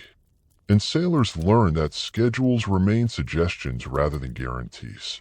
The weather always possessed veto power.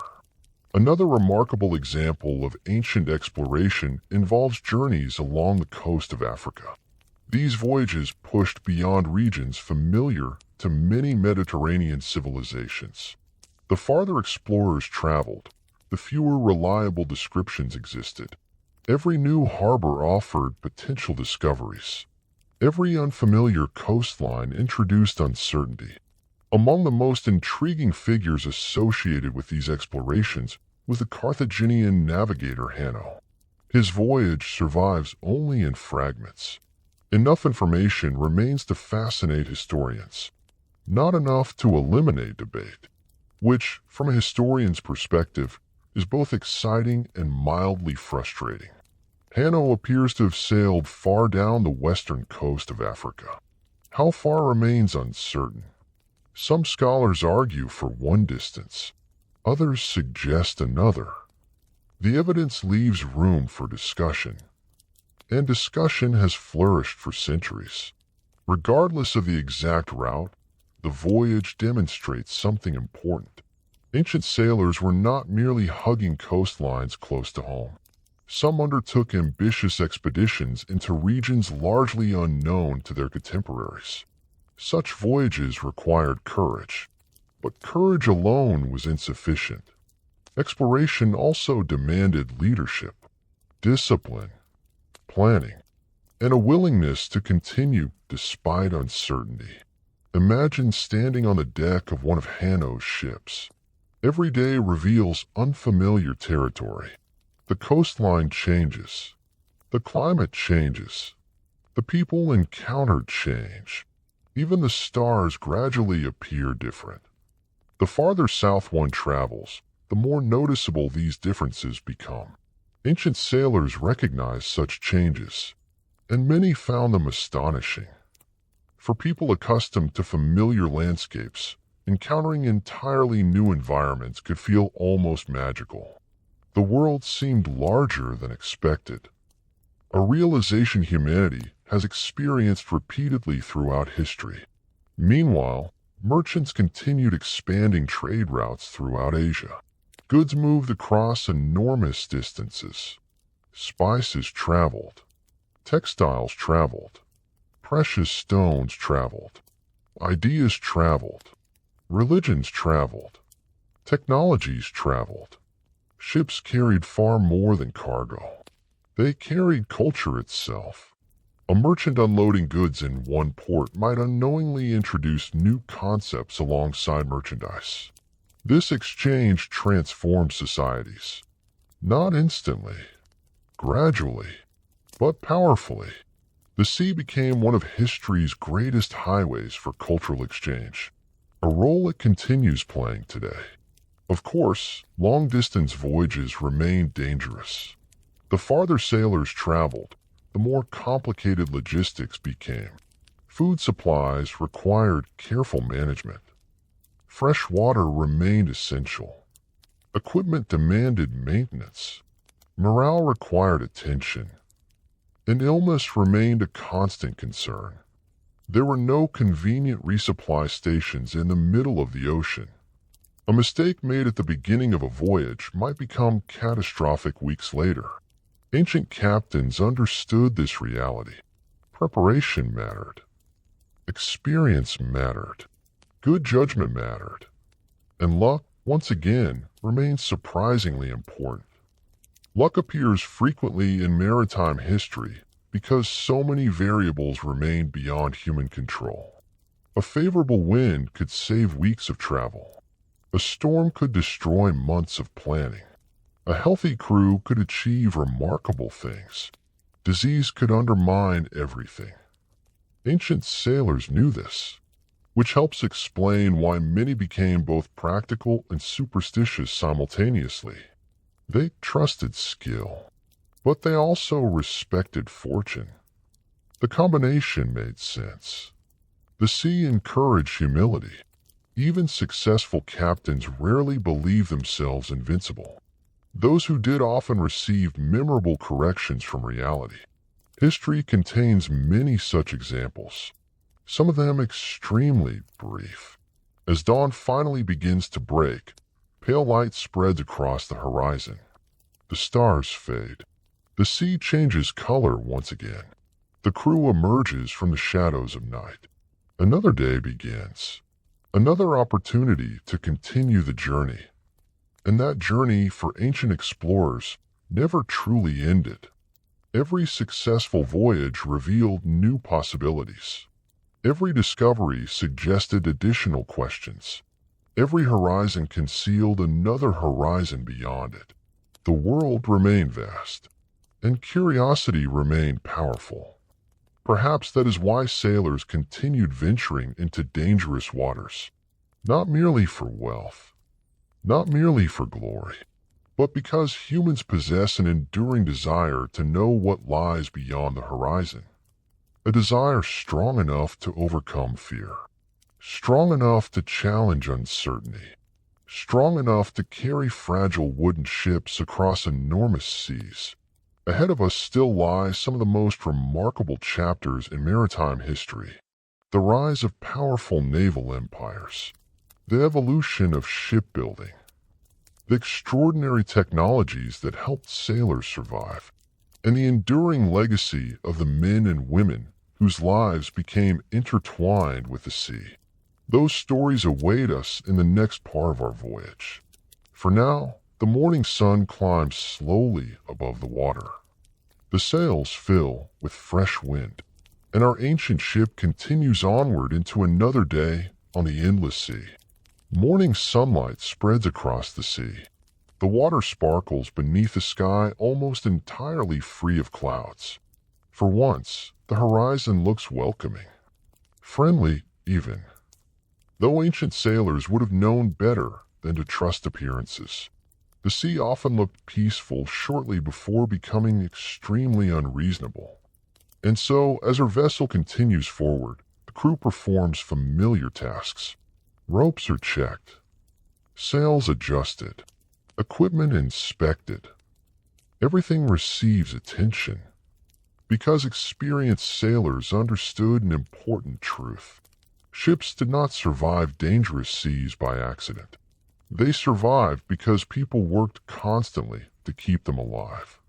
A ship was not merely a vehicle. It was a floating community, a floating workplace, a floating gamble. And like any complicated machine or collection of humans pretending to function as one, it required maintenance. Lots of maintenance. Ancient shipbuilders understood this reality better than most.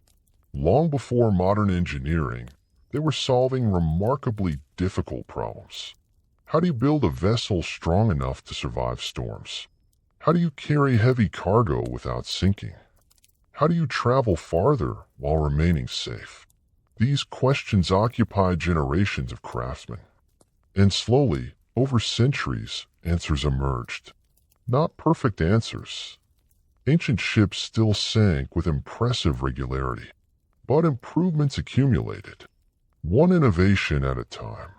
One generation at a time. One hard-earned lesson at a time. Many of those lessons came from disasters. History has always been an expensive teacher. Ships broke apart. Builders studied why. Voyages failed. Captains analyzed mistakes. Storms exposed weaknesses. Engineers adapted designs. Progress often arrived through painful experience. The sea provided constant feedback, relentless feedback, sometimes very loud feedback. Among the earliest great maritime powers were the Phoenicians. Their reputation as sailors extended across the Mediterranean world. They built ships capable of traveling long distances.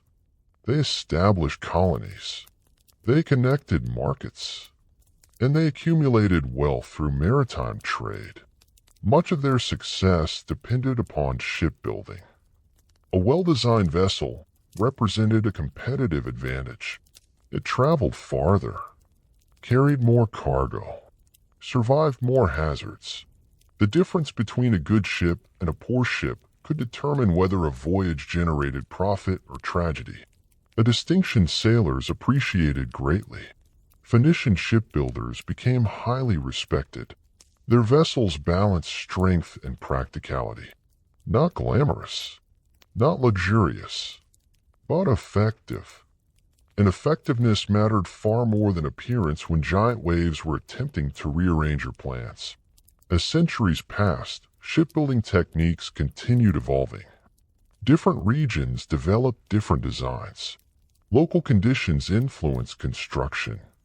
Available materials influence construction. Intended purposes influence construction. A cargo vessel looked different from a warship. A coastal trader looked different from an ocean-going merchant vessel. Every design reflected specific priorities, and every compromise involved consequences. A larger cargo hold might reduce speed. Greater speed might reduce carrying capacity. In shipbuilding, as in life, solving one problem often created another. Ancient craftsmen navigated these challenges with remarkable ingenuity.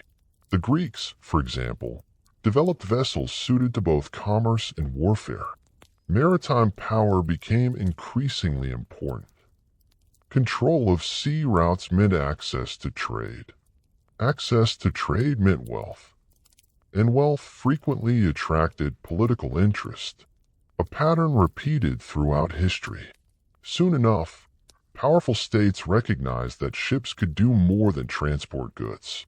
Ships could project influence. Ships could protect interests. Ships could wage war. The sea became a stage for competition, and competition encouraged innovation. Few civilizations embraced maritime power as completely as Carthage.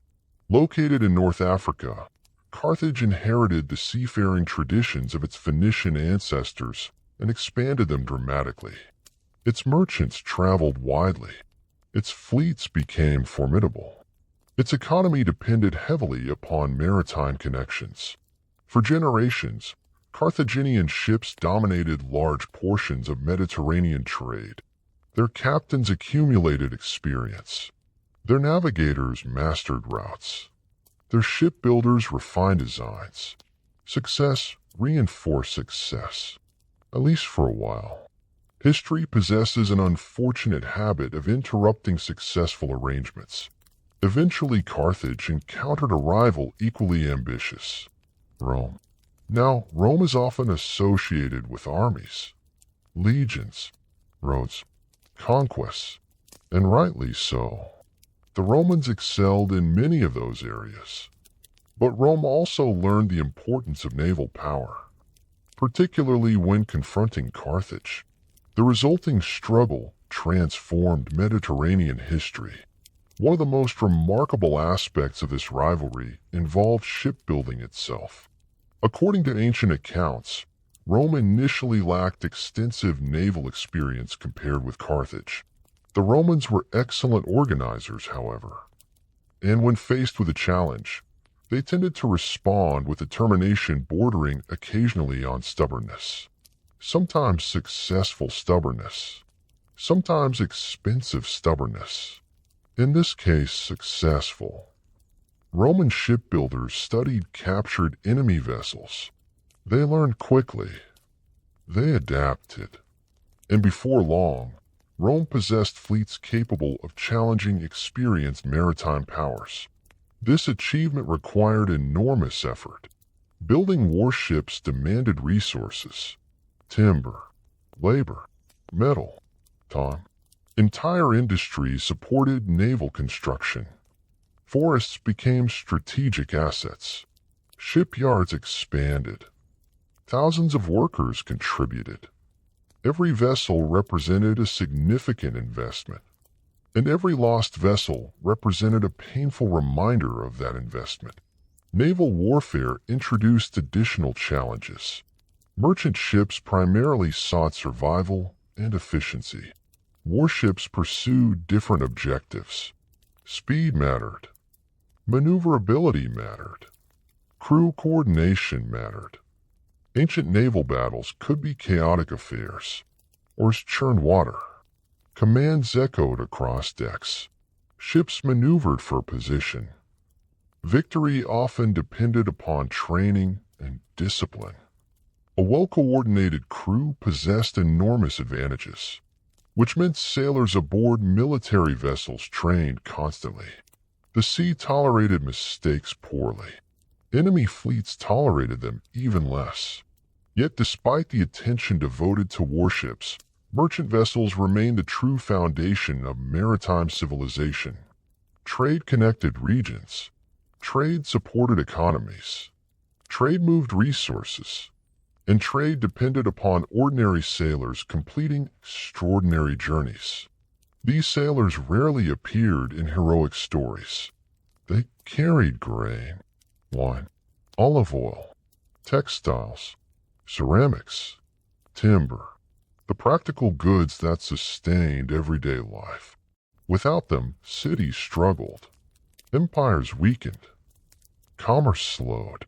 Their contribution was immense, even if history often overlooked it. Life aboard these vessels continued requiring resilience. Cabins remained cramped. Food remained repetitive. Weather remained unpredictable. Technology improved gradually, but not dramatically. Ancient sailors still relied heavily upon skill and experience. A stronger ship helped. A larger ship helped. But neither could eliminate danger. Storms remained storms. Reefs remained reefs. Human error remained human error. The sea preserved its ability to surprise. One particularly important development involved understanding hull design. Builders gradually learned how different shapes behaved in water.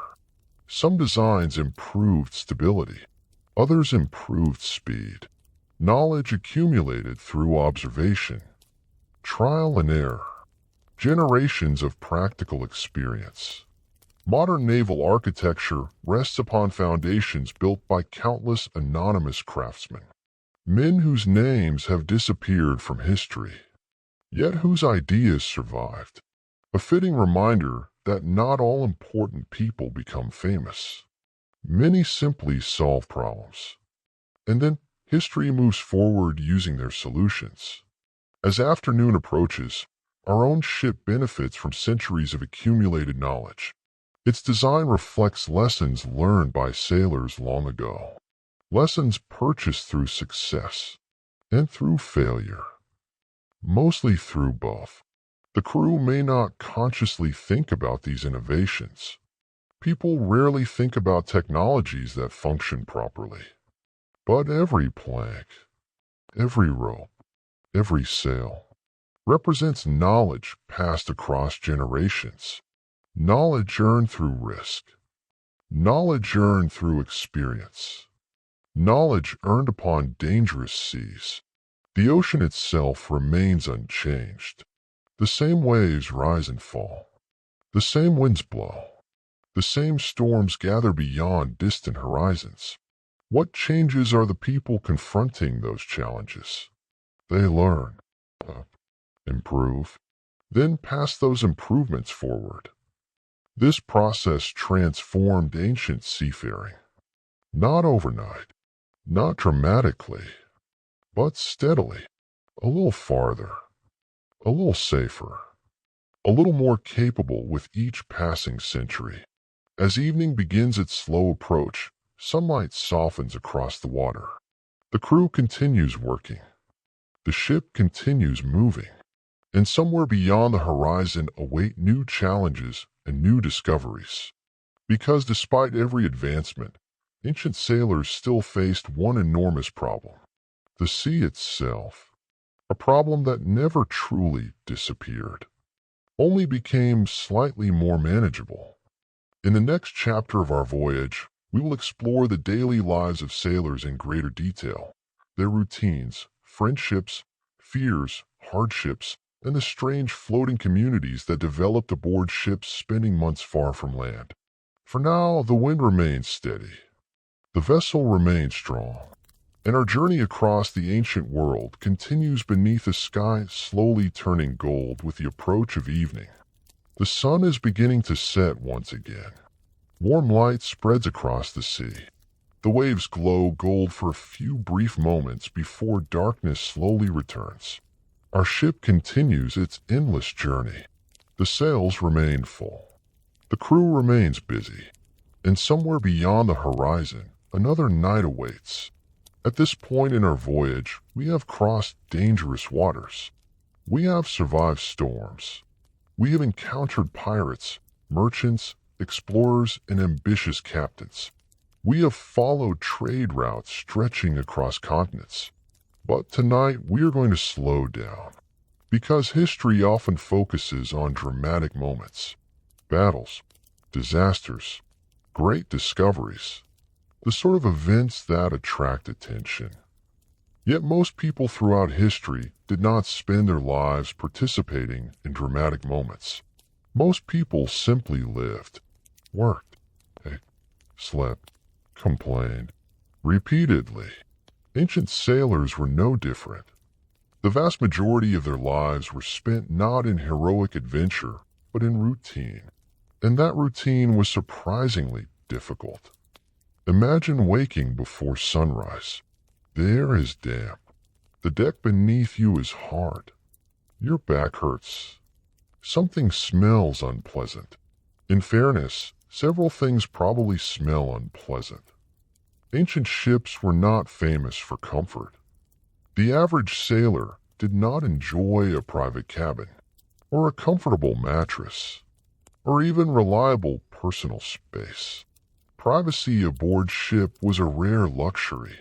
Most sailors slept wherever room could be found, sometimes beneath simple coverings, sometimes exposed to the elements, sometimes squeezed between cargo. The arrangement was not ideal, but ideal arrangements rarely survive contact with reality, especially maritime reality. Sleep itself could be difficult. Ships moved constantly. Even calm seas produced motion. Wood creaked. Ropes groaned. Waves slapped against the hull. People worked at all hours. Someone was always awake. Someone was always moving. Someone was usually making noise. The sea never completely rested, and therefore sailors rarely did either. Many vessels operated with watches.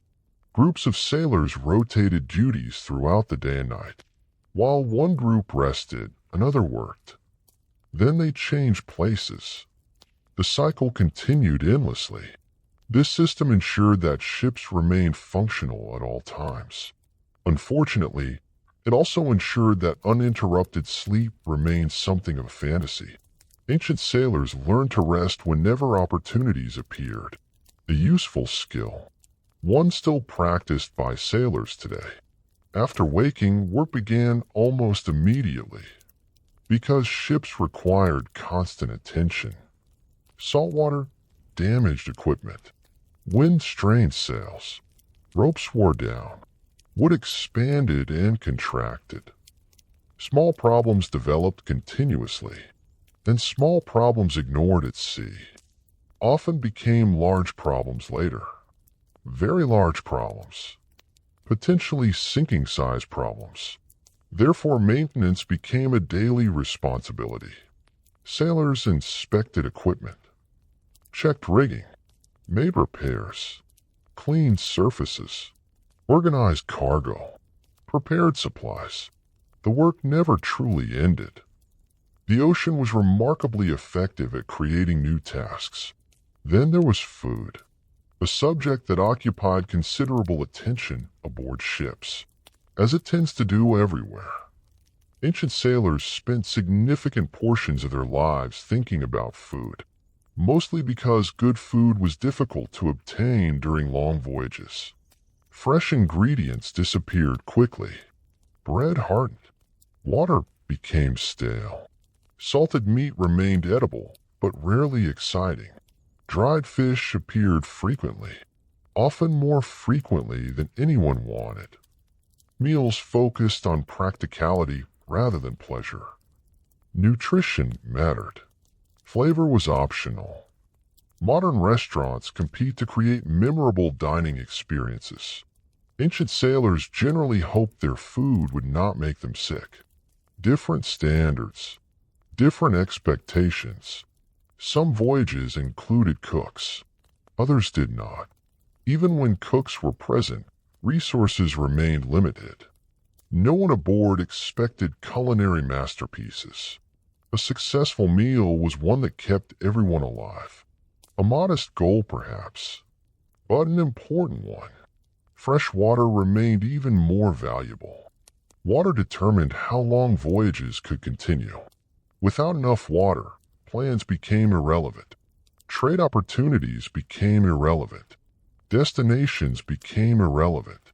Everything became irrelevant. Because survival came first. Captains monitored water supplies carefully. Waste was discouraged. Shortages created anxiety. And anxiety aboard ships spread quickly. A crew concerned about water rarely became calmer over time. Not surprisingly. Despite these hardships, sailors developed communities. Strong communities. People working together under difficult conditions often form powerful bonds. Not always friendships. Sometimes friendships. Sometimes rivalries. Sometimes both simultaneously. Human relationships have always been complicated. Life aboard ship merely concentrated those complications into a smaller space. Crews spent enormous amounts of time together. They worked together, ate together, faced danger together, celebrated together, grieved together. After enough months at sea, shipmates often understood one another extremely well, sometimes better than family members ashore. Shared hardship creates unique connections. A storm survived together becomes a story remembered forever. A disaster narrowly avoided becomes part of collective memory. Years later, sailors might still discuss the same voyage, the same wave, the same night, the same terrifying moment when everything nearly went wrong. Such experiences left lasting impressions. Not all sailors joined crews willingly. This is an important reality often overlooked. Some men sought maritime life enthusiastically. Others entered because economic opportunities were limited. Poverty pushed many people toward difficult professions. Ancient seafaring was no exception. For some, life at sea offered adventure. For others, it offered employment. And employment, even difficult employment, remained preferable to hunger. The distinction mattered. Not every sailor dreamed of distant horizons. Some simply needed work. History often romanticizes professions. Reality tends to be more practical.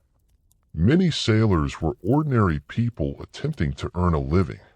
They happened to do so in one of the most dangerous workplaces imaginable. Danger remained a constant companion. Not always dramatic, not always immediate, but always present. A sailor climbing rigging high above the deck faced risk. A crew repairing equipment during rough weather faced risk. A navigator making critical decisions faced risk. Even ordinary tasks could become hazardous under difficult conditions. The sea rewarded attention. It punished carelessness, often without warning. This environment shaped personalities. Experienced sailors frequently developed calm attitudes during crises, not because they lacked fear, because panic rarely improves situations. A storm does not become less dangerous because someone is shouting. A leaking hull does not repair itself because someone is frightened. Practical action mattered. Composure mattered. And over time, many sailors learned this lesson.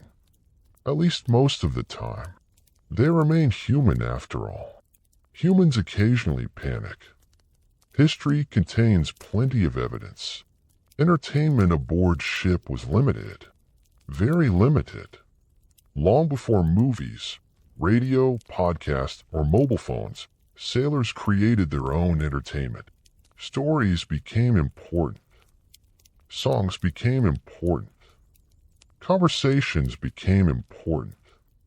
People shared memories, told jokes, repeated rumors, debated subjects they could not possibly resolve. Some traditions never change.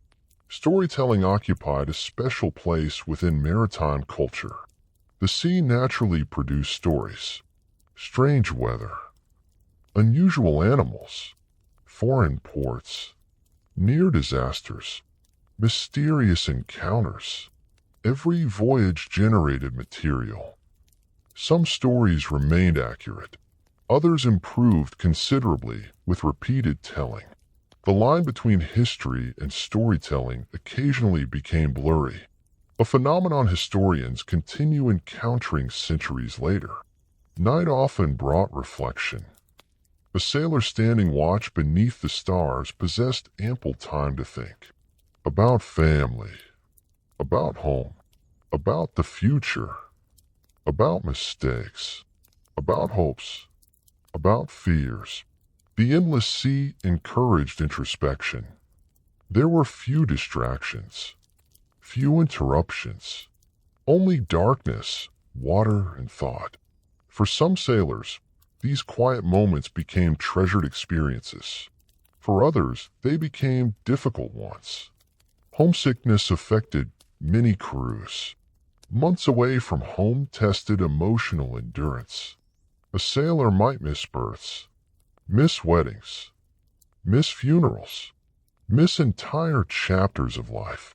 The sea connected civilizations, but it separated families. Every voyage carried personal costs, costs rarely recorded in official documents, yet deeply real. When ships finally returned home, emotions often ran high. Families reunited. Friends celebrated. Stories flowed freely. Merchants calculated profits. Captains planned future voyages.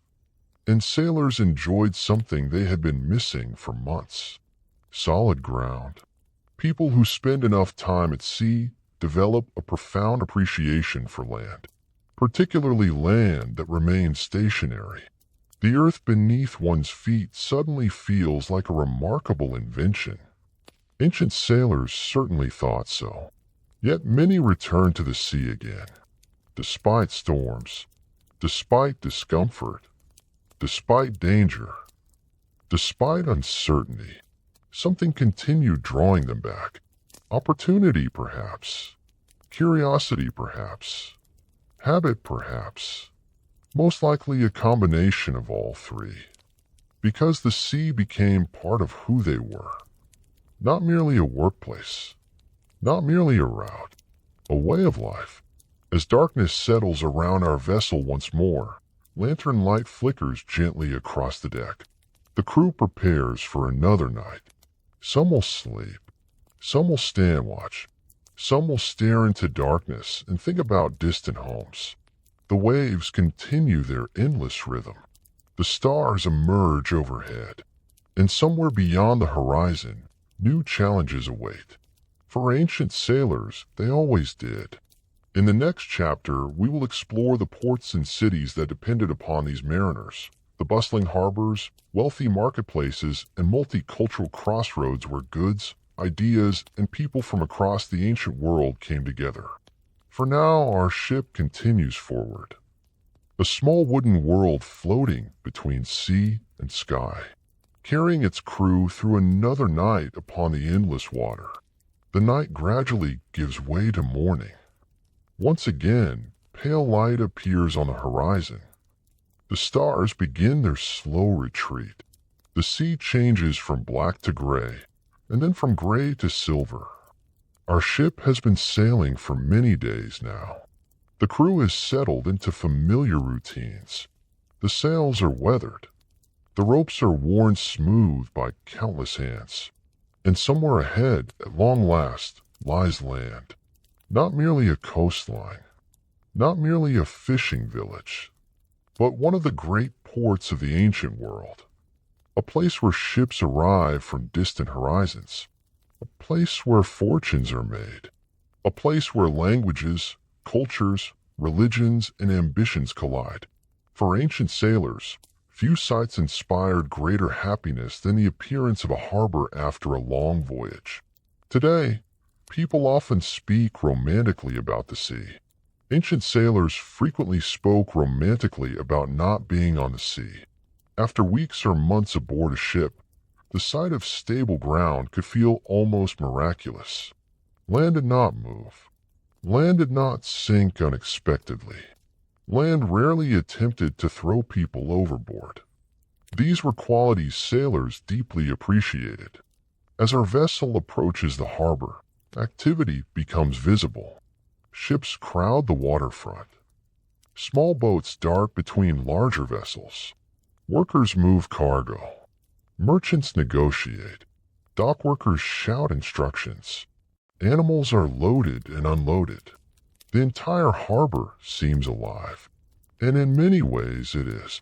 Ancient ports were among the most dynamic places in the world. They served as gateways, connections between civilizations, meeting places for people who otherwise might never encounter one another. Imagine arriving in a major harbor after weeks at sea. The first thing you notice might be the smell. Not always a pleasant smell. Harbors contain fish, animals, cargo, smoke, people, large numbers of people. Ancient sanitation standards were not always ideal. Yet beneath these scents existed something else. Opportunity, the smell of commerce, the smell of wealth, the smell of possibility. Every arriving ship carried potential profit, and profit attracted attention quickly. One of the most famous ports in antiquity was the city of Alexandria. Founded by Alexander the Great, Alexandria became one of the greatest cities of the ancient world. Its harbor welcomed ships from across the Mediterranean and beyond. Merchants arrived seeking business. Scholars arrived seeking knowledge. Travelers arrived seeking opportunity.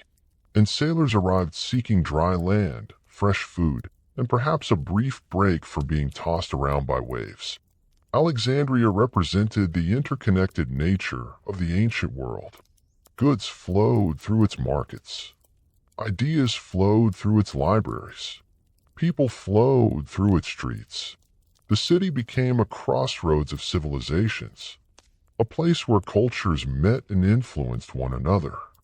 For sailors, it was both destination and departure point, a harbor where one journey ended and another eventually began. The city's famous lighthouse, known as the Lighthouse of Alexandria, became one of the ancient world's greatest engineering achievements. Standing high above the harbor, it helped guide ships safely toward shore. For sailors approaching after a dangerous voyage, the sight must have been reassuring. Not that the lighthouse eliminated danger entirely. The sea remained perfectly capable of causing trouble. But at least someone had thoughtfully built a giant structure to help. A gesture many sailors probably appreciated. Elsewhere across the Mediterranean, other ports flourished. The city of Carthage became a maritime powerhouse. Its harbor system impressed ancient visitors. Its merchants traveled widely. Its ships crossed enormous distances. Wealth flowed into the city through maritime trade, and with wealth came influence. Carthage understood something important. Control of trade routes could be just as valuable as military conquest, sometimes more valuable. An empire built through commerce often generated fewer complaints than one built through invasion. Not always, but often. The people of Carthage invested heavily in maritime infrastructure. Shipyards expanded. Warehouses multiplied. Dock facilities improved. Everything revolved around the sea. Because the sea brought prosperity, at least when storms were feeling cooperative. Farther east, ports connected the Mediterranean world with Arabia, India, and beyond. These cities became crucial links in vast trade networks. Merchants transported spices, textiles, incense, ivory, gemstones, and countless other products. Many goods traveled thousands of miles before reaching final destinations. An astonishing achievement considering the available technology. Ancient trade required patience. Lots of patience. A product might change hands numerous times before reaching a customer. Months could pass. Years could pass. The journey mattered as much as the destination, and sailors remained central to the entire process. Without ships, these networks collapsed. Without sailors, cities suffered. The relationship between ports and mariners was deeply interconnected. One could not exist without the other. The harbor needed ships. The ships needed harbors. Together they formed the foundation of maritime civilization. Ports also became places where information spread rapidly. News traveled with sailors. A ship arriving from a distant region might bring reports of wars, political changes, economic opportunities, or natural disasters. People gathered to listen. Merchants evaluated potential consequences. Officials considered responses. Rumors circulated. And rumors, as always, expanded enthusiastically whenever facts were scarce. Sometimes information arriving by sea changed entire economies. A new trade opportunity might enrich a city. A conflict disrupting shipping routes might create shortages. The movement of information proved almost as important as the movement of goods. Knowledge possessed value. Ancient people understood this very well. Not all visitors to ports were merchants. Explorers arrived. Pilgrims arrived. Adventurers arrived. Refugees arrived. Ports welcomed an astonishing variety of humanity. Some people stayed briefly. Others remained permanently. As a result, harbor cities often became remarkably diverse. Different languages echoed through marketplaces. Different religious traditions coexisted. Different cultural practices mixed together. Ancient ports frequently appeared more cosmopolitan than inland communities. The sea connected people, and connected people inevitably exchanged ideas. This cultural exchange transformed societies. Food spread, technologies spread, religious beliefs spread, artistic styles spread. The sea carried more than cargo. It carried civilization itself. Of course, life in port was not always peaceful. Competition existed. Crime existed. Political conflicts existed. Busy commercial centers attract opportunity. They also attract trouble. A wealthy merchant might become a target. A successful business might inspire jealousy. Smugglers sought profits. Corrupt officials sought bribes. Human nature remained remarkably consistent throughout history. Ancient ports contain many of the same challenges found in modern cities. Different clothing, different architecture, similar people. For sailors, time in port represented a welcome change from life aboard ship. Fresh food became available. Fresh water became available. Conversations expanded beyond the familiar crew. Simple comforts suddenly felt luxurious. Proper meal, a comfortable bed, a walk on stable ground. Things most people take for granted often become precious after extended absence. Sailors understood this deeply. Yet eventually, departures arrived. They always did. Cargo was loaded, supplies replenished, repairs completed. New opportunities emerged, and once again ships prepared to leave. The harbor that had seemed so welcoming gradually disappeared behind them. The sea reclaimed its place as both pathway and challenge. This cycle repeated endlessly. Arrival, trade, departure, return. For centuries, maritime civilization operated according to this rhythm. The sea connected cities. Cities supported ships. Ships supported trade. Trade supported civilizations. Everything depended upon movement. Everything depended upon people willing to venture beyond the horizon.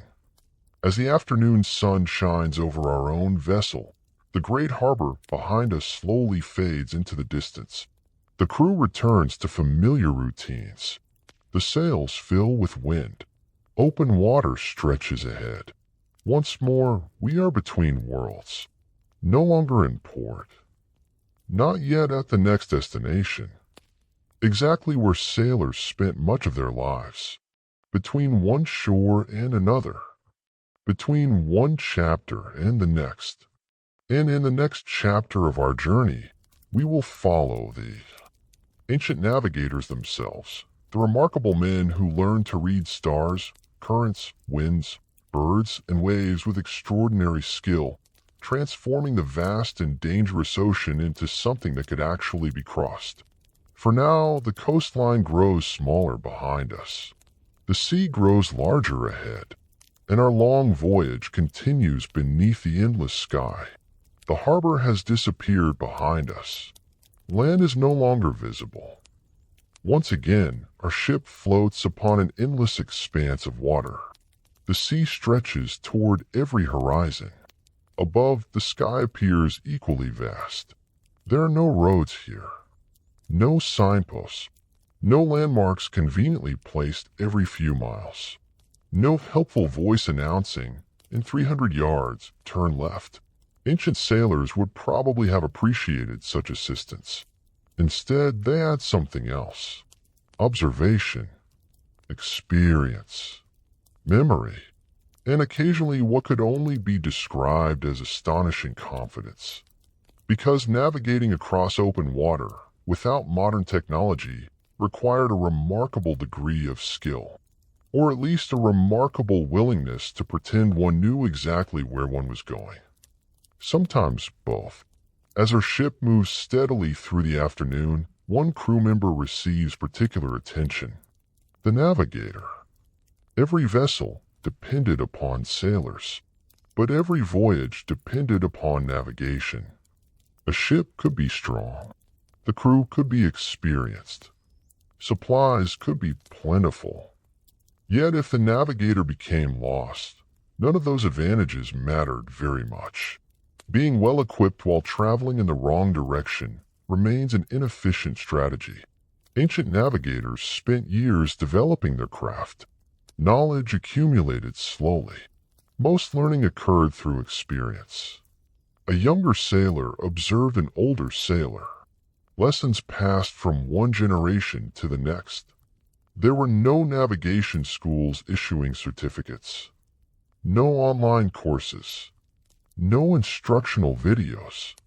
Only observation, practice, and countless hours spent studying the natural world. The most famous guide available to ancient mariners was the night sky. For thousands of years, Sailors looked upward for direction. The stars offered consistency in an unpredictable world. Storms changed, winds shifted, currents varied, but the stars followed reliable patterns. Night after night, year after year, century after century, a skilled navigator recognized these patterns. Certain stars rose in predictable locations. Certain constellations marked seasons. The heavens became a map, not a perfect map, but an extraordinarily useful one. In the Northern Hemisphere, sailors often relied upon the star we now call the North Star. It appeared relatively fixed in the sky, a valuable characteristic, particularly when nearly everything else seemed determined to move around. Finding north provided a foundation for navigation. From there, experienced sailors estimated direction and position. The process required patience and concentration. A navigator could spend long hours studying the sky while the rest of the crew focused on more immediate concerns, such as not falling overboard. Both responsibilities were important. Clouds complicated matters considerably. Stars are excellent navigational aids, provided they remain visible. Unfortunately, clouds possess a long history of ignoring sailors' preferences. During overcast weather, navigators turned to other clues, and the sea provided many. Wave patterns offered information. Ocean swells often traveled in consistent directions. A skilled observer could identify these movements, even when winds changed, even when visibility decreased. The sea itself became a source of guidance. Birds also played an important role. Many species rarely ventured far from land. Their appearance suggested nearby coastlines. Their behavior provided clues. Ancient sailors watched birds carefully. A flock heading toward a particular direction might indicate land beyond the horizon. Not guaranteed, but promising. The ocean constantly communicated. Successful navigators learned how to listen. Cloud formations offered additional hints. Certain cloud types frequently formed above islands. Others appeared near coastlines. Changes in weather patterns revealed valuable information. An experienced navigator noticed details that others ignored. Small observations accumulated. Together they formed a picture. A constantly evolving picture of the world around the ship. Memory remained equally important.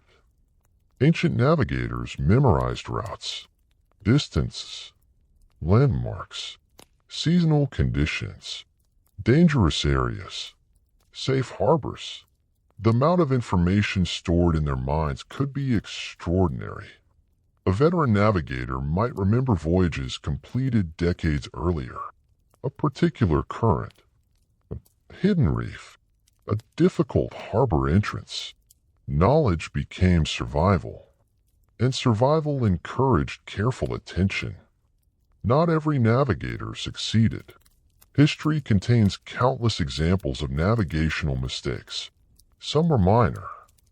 A delayed arrival, a missed harbor, an inconvenient detour. Others proved catastrophic. A ship slightly off course could drift farther and farther from safety. Days became weeks. Weeks became months. Supplies dwindled. Confidence faded. Fear increased. The ocean suddenly felt much larger and much less friendly. One small error sometimes produced enormous consequences. This possibility haunted ancient voyages, particularly those crossing open water.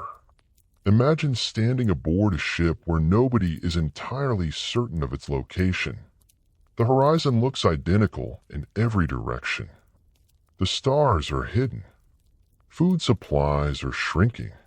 And every passing day raises uncomfortable questions. Ancient sailors feared becoming lost for good reason. It happened. more often than anyone preferred. Yet despite these dangers, navigators achieved extraordinary feats. They connected distant civilizations, crossed vast seas, guided fragile wooden ships through environments that remain challenging even today.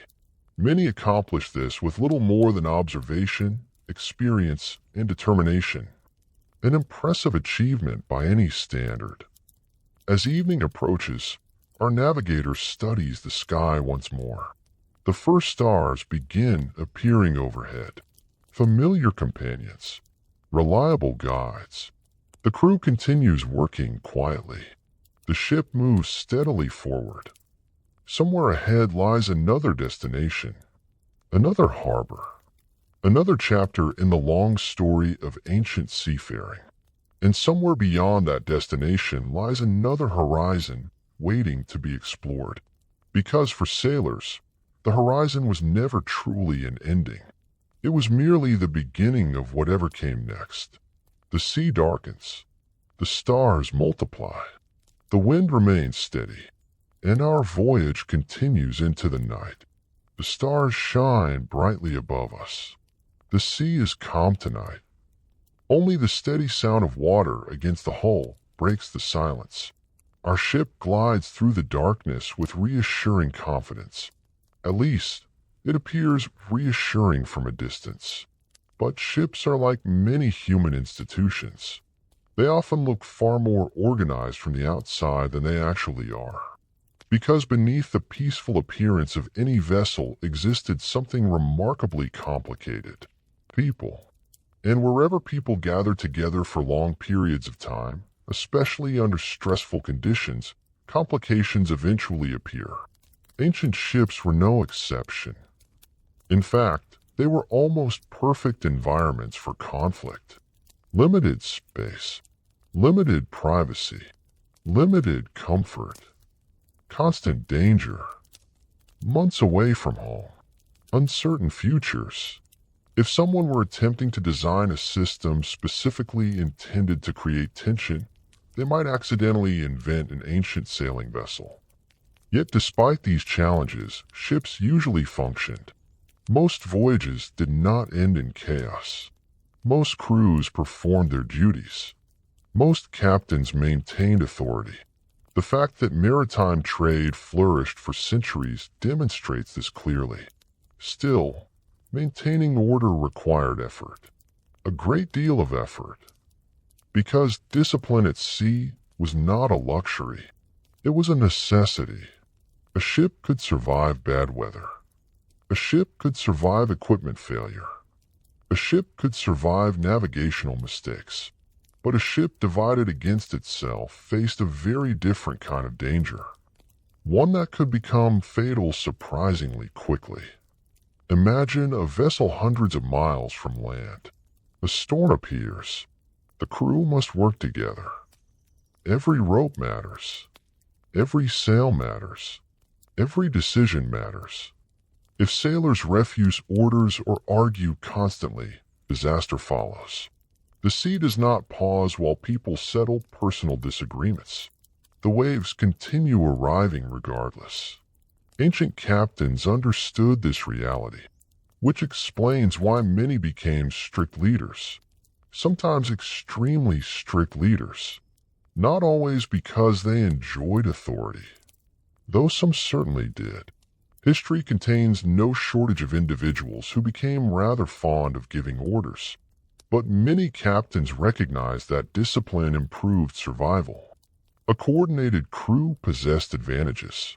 An undisciplined crew created risks. The difference could determine whether everyone returned home.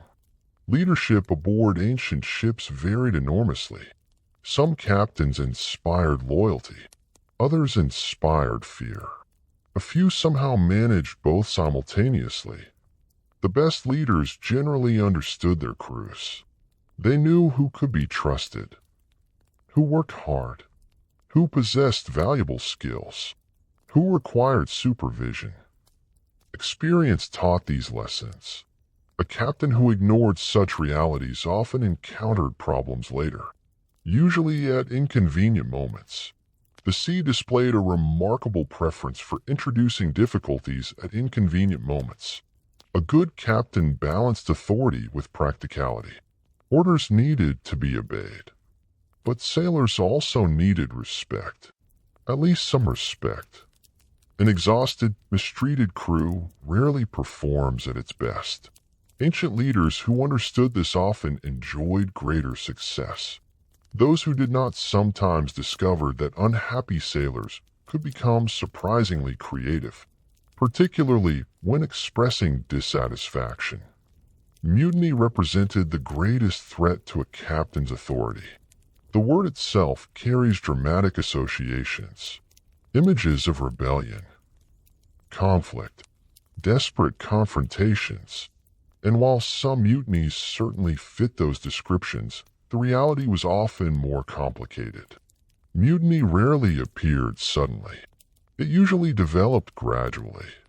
Tensions accumulated, trust eroded, grievances multiplied. Then eventually something triggered open resistance. Perhaps unfair treatment. Perhaps poor leadership.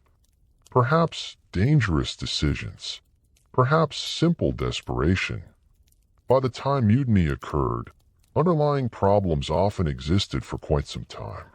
Ancient maritime history contains numerous examples of crews challenging authority, not always violently. Sometimes sailors simply refused commands. Sometimes they demanded changes.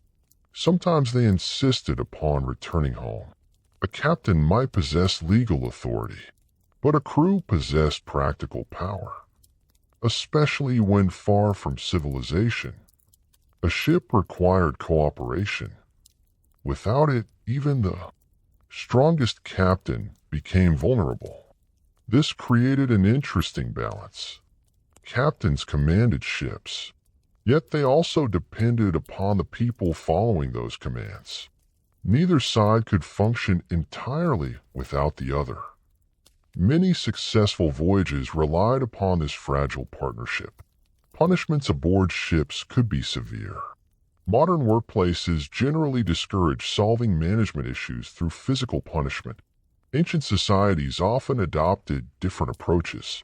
Discipline varied by culture and period, but penalties could include reduced privileges, physical punishment, or removal from duties. The goal remained straightforward. Maintain order. Prevent dangerous behavior. Protect the ship. Whether these methods were effective remains open to debate. They certainly created compliance, though compliance and loyalty are not always the same thing. Sailors developed their own informal systems as well. Crews established traditions, shared expectations, unwritten rules. Violating these norms could damage reputations, and reputation mattered enormously aboard ship. People depended upon one another. Trust became valuable currency. A sailor known for reliability earned respect. A sailor known for creating problems earned something else, usually not admiration. Life at sea encouraged practical judgments. Actions mattered more than promises. Anyone could claim competence. Storms provided opportunities to verify those claims, and storms were remarkably thorough evaluators. Conflicts between sailors occurred regularly. How could they not? Imagine spending months in close proximity with the same group of people. No opportunity to leave. No opportunity to find personal space. No opportunity to take a quiet walk somewhere else. Small irritations accumulated. Arguments happened. Disagreements emerged. Personal rivalries developed. Human nature traveled aboard every ship.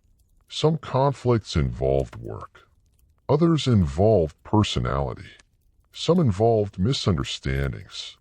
Others involved issues nobody could quite remember clearly anymore.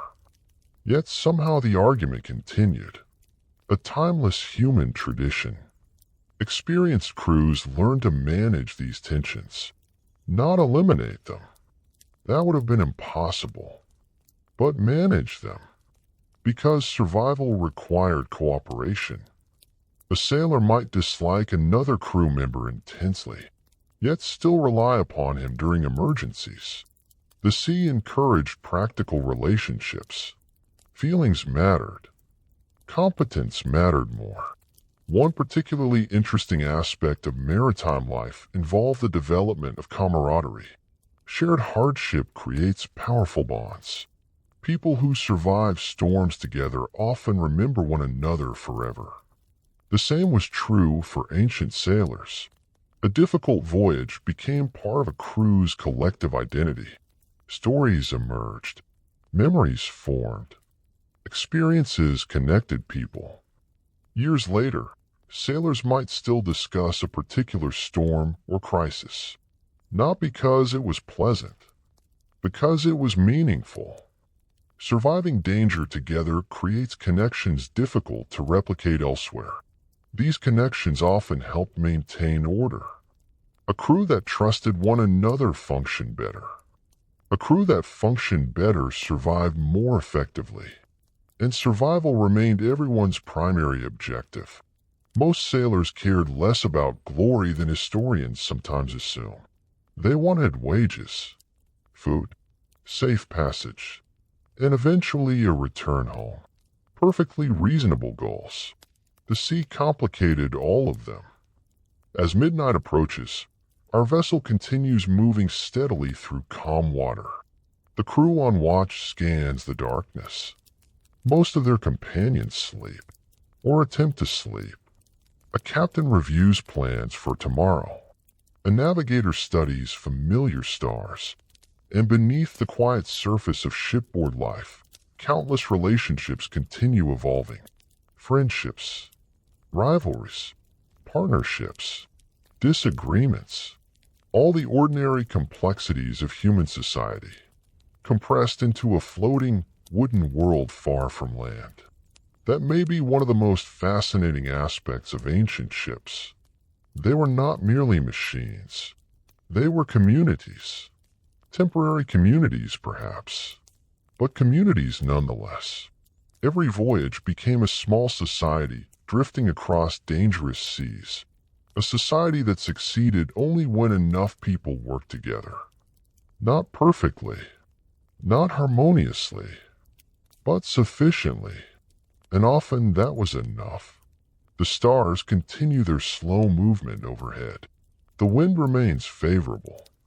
The sea remains calm. For tonight, at least, conflict sleeps. But beyond the horizon await new challenges, new storms, new voyages, and some of the most extraordinary maritime journeys ever attempted in the ancient world. Those stories belong to the next chapter. For now, our ship sails onward through darkness, carrying its crew between one shore and another, bound together by necessity, experience, and the simple desire to survive another day upon the sea. The night is beginning to fade. A faint gray line appears where the sea meets the sky. The crew aboard our ship is quiet. Most are still asleep. A few sailors move softly across the deck. The navigator studies the horizon. The captain stands near the stern, wrapped in a cloak against the cool morning air. Everything feels peaceful, at least for the moment. And moments like these often inspired ancient sailors to think about distant places. The sea encourages such thoughts. A person standing on land sees roads, fields, forests, mountains. A person standing at sea sees possibilities. An endless horizon has a curious effect on the human mind. It creates questions. What lies beyond? What lies farther still? And beyond that? For thousands of years, sailors asked these questions. Some were satisfied with ordinary answers. Others were not. Those restless individuals became explorers. The men and women willing to sail beyond familiar waters. The people who looked at maps and saw not boundaries, but invitations. History remembers many of them. It has forgotten many more. Yet together they gradually expanded humanity's understanding of the world. One voyage at a time, one storm at a time, one uncertain horizon at a time. For most ancient sailors, long-distance travel already felt extraordinary. A merchant crossing the Mediterranean might spend weeks at sea. A voyage across the Indian Ocean could require months. These journeys demanded patience. Supplies had to last. Ships had to survive. Crews had to remain functional. And navigators had to avoid becoming hopelessly lost. Not an impossible challenge, just a difficult one. A surprisingly difficult one. Yet some sailors attempted even more ambitious voyages. They traveled beyond ordinary trade routes, beyond familiar coastlines, beyond regions comfortably described in maps and records. Such journeys carried enormous risks. The farther one traveled, the less information became available. Ports became unfamiliar. Weather patterns became uncertain. Local customs became unknown. Every mile increased the distance from safety. And every mile increased the possibility of discovering something entirely new. That possibility proved irresistible. Curiosity has always been one of humanity's strongest forces. It built civilizations. It inspired inventions. And it occasionally convinced people that crossing vast oceans in wooden ships seemed like a reasonable idea. History contains many examples. Among the most impressive maritime networks was the trade system linking East Africa, Arabia, India, and Southeast Asia. These routes covered enormous distances. Ships crossed open water that many earlier sailors would have considered terrifying. Yet generation after generation completed these voyages successfully. Not because the sea became safer, because sailors became more knowledgeable. Knowledge transformed possibility. A navigator who understood seasonal winds could accomplish remarkable things. A captain who understood ocean currents possessed advantages unavailable to less experienced rivals. Information became power. And nowhere was that power more valuable than at sea. Imagine departing from an East African port. The shoreline gradually disappears. Days pass, then weeks. Nothing but water. The same horizon, the same sky, the same ship. For modern travelers accustomed to rapid transportation, such a journey can be difficult to imagine. Ancient sailors experienced it regularly. Patience became a survival skill. Perhaps one of the most important survival skills. The sea moved according to its own schedule. And its schedule rarely consulted human preferences. Some voyages encountered unfamiliar peoples. These meetings could be peaceful, profitable, curious, sometimes all three. A sailor arriving in a distant harbor often encountered languages he did not understand, foods he had never tasted, religious practices he had never witnessed, clothing unlike anything worn at home. The experience could be astonishing. Ancient exploration was not merely geographical. It was cultural. Every voyage revealed new ways of living, new ways of thinking, new ways of understanding the world. Sometimes these encounters encouraged cooperation. Trade flourished. Relationships developed. Ideas spread.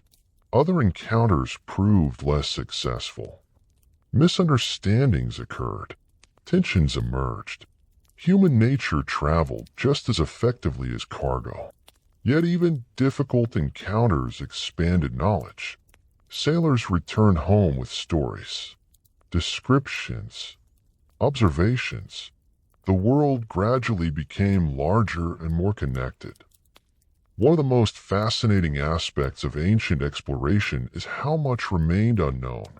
Modern maps create an illusion of completeness. Ancient maps often displayed uncertainty openly. Coastlines faded into blank spaces. Regions remained mysterious. Questions outnumbered answers. For explorers, these blank spaces represented opportunity. For more cautious individuals, they represented excellent reasons to remain at home. Both perspectives possess merit. History often celebrates explorers. Less frequently does it celebrate the sensible person who looked at dangerous oceans and decided not to cross them. Yet both contributed to civilization in their own ways. Still, exploration continued, because someone always wanted to know what lay beyond the next horizon, and then beyond the one after that. The farther sailors traveled, the more difficult communication became. A ship leaving home might disappear for months, sometimes years. Families waited. Merchants worried.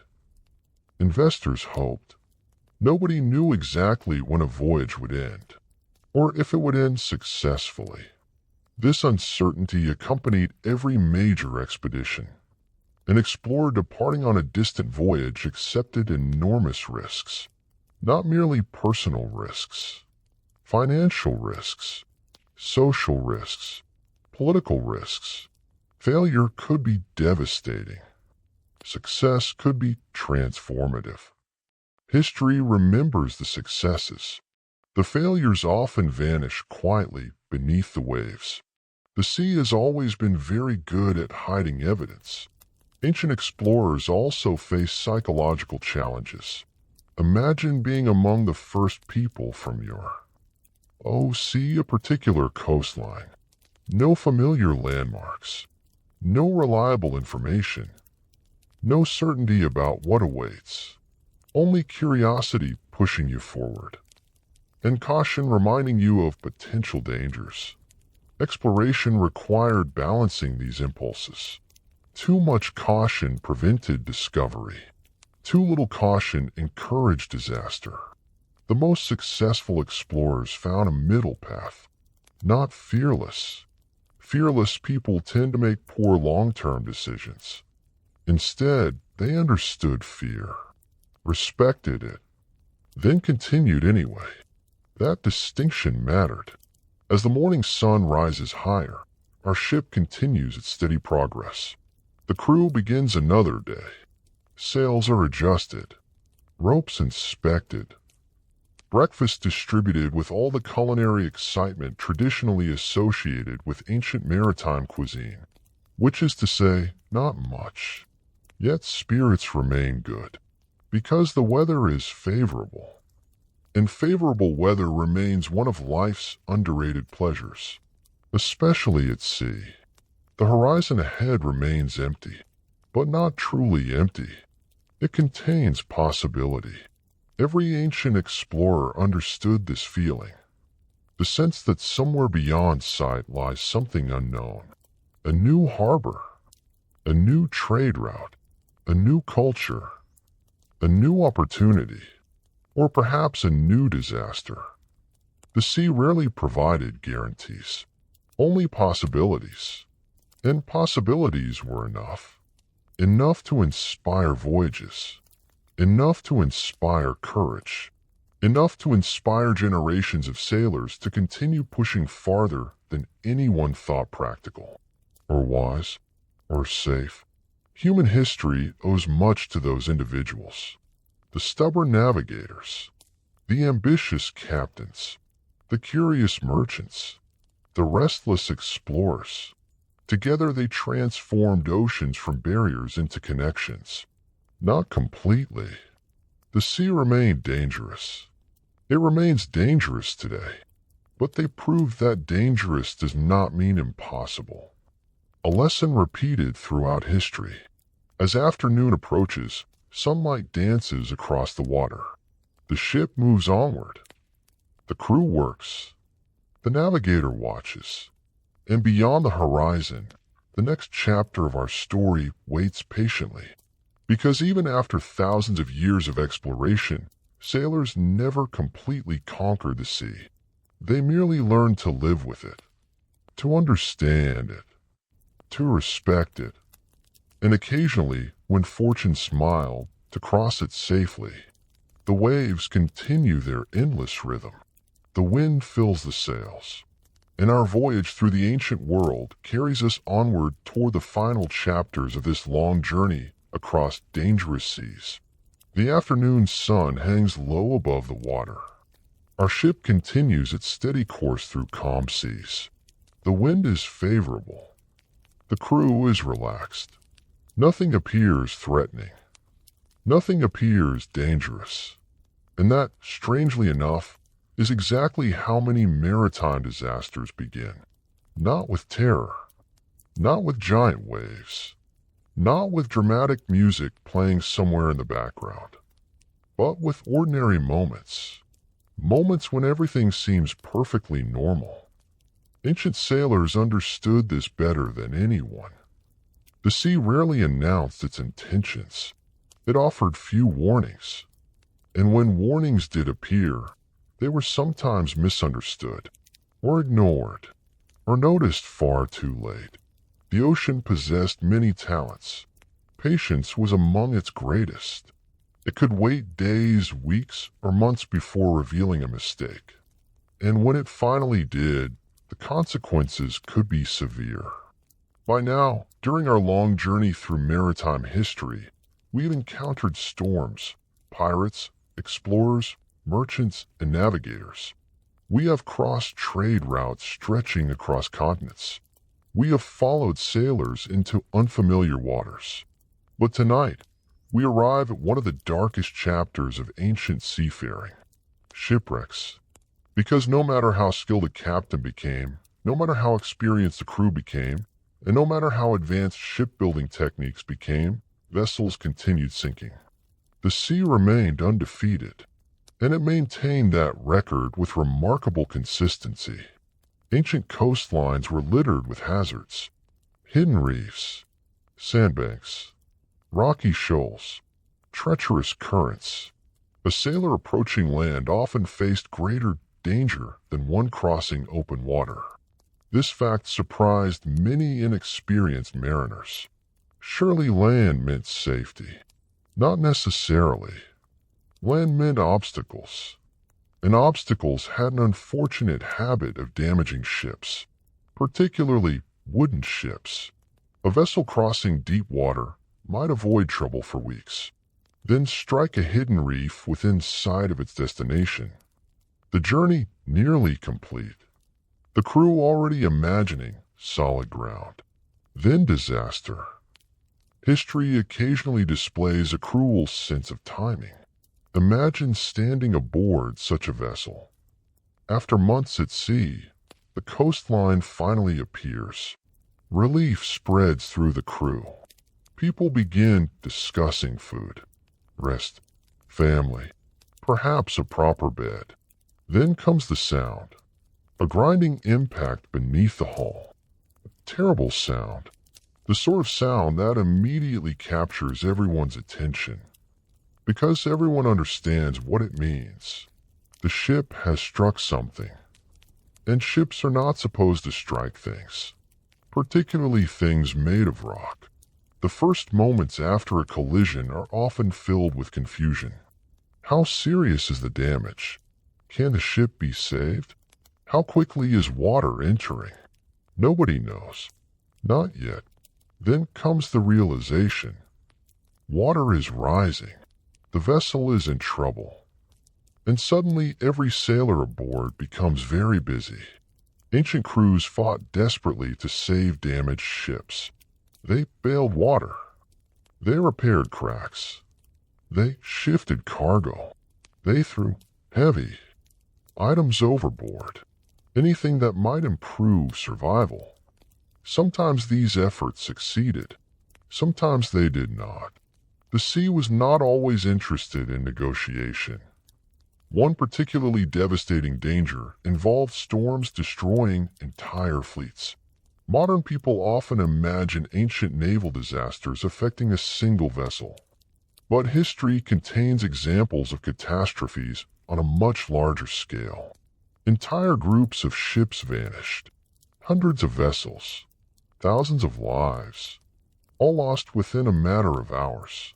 One famous example occurred during the long struggle between Rome and Carthage. The Romans eventually built enormous fleets to challenge their rivals. These fleets represented tremendous investments. Thousands of sailors, thousands of soldiers, huge quantities of timber and resources, years of effort. Then storms arrived, and storms cared very little about military budgets. Ancient sources describe Roman fleets suffering catastrophic losses during severe weather. Ships smashed together. Others sank. Still others disappeared entirely. The scale of destruction shocked contemporaries, and understandably so. Imagine watching years of preparation vanish beneath the waves. It must have felt almost unbelievable. Yet the sea had demonstrated its power once again, not through battle, not through enemy action, simply through weather. A reminder that nature often remains history's most effective military commander. Merchant fleets face similar dangers, though usually on a smaller scale. A single storm could devastate trade. Cargo worth fortunes vanished. Ships disappeared. Prices fluctuated. Entire economies felt the consequences. Maritime disasters rarely remained isolated events. Their effects spread outward. Families suffered. Communities suffered. Markets suffered. One sinking ship could affect hundreds of people. A lost fleet could affect thousands. The emotional cost was enormous, particularly because many losses occurred far from witnesses. No final messages, no explanations, only absence. Ancient families often waited months before accepting reality. Perhaps the ship was delayed. Perhaps weather slowed progress. Perhaps repairs were necessary. Hope lingered. Sometimes hope lasted years. The sea's silence encouraged uncertainty, and uncertainty can be one of the heaviest burdens people carry. For archaeologists today, shipwrecks provide extraordinary opportunities. A wreck preserves history in remarkable ways. Cargo remains where it was stored. Tools remain where they were used. Personal possessions remain where they were lost. The seabed becomes a time capsule, a frozen moment from the ancient world. Modern discoveries have revealed ships carrying wine amphorae, ceramics, coins, weapons, jewelry, and countless everyday objects. These discoveries help historians understand ancient life, trade, technology, culture. Yet it is worth remembering that every shipwreck represents human tragedy as well. Behind every artifact stood real people.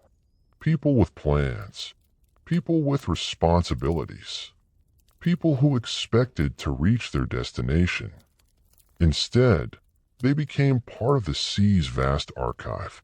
A particularly haunting aspect of maritime history involves lost treasure. The phrase itself inspires excitement. Sunken gold, lost riches, hidden cargo waiting beneath the waves.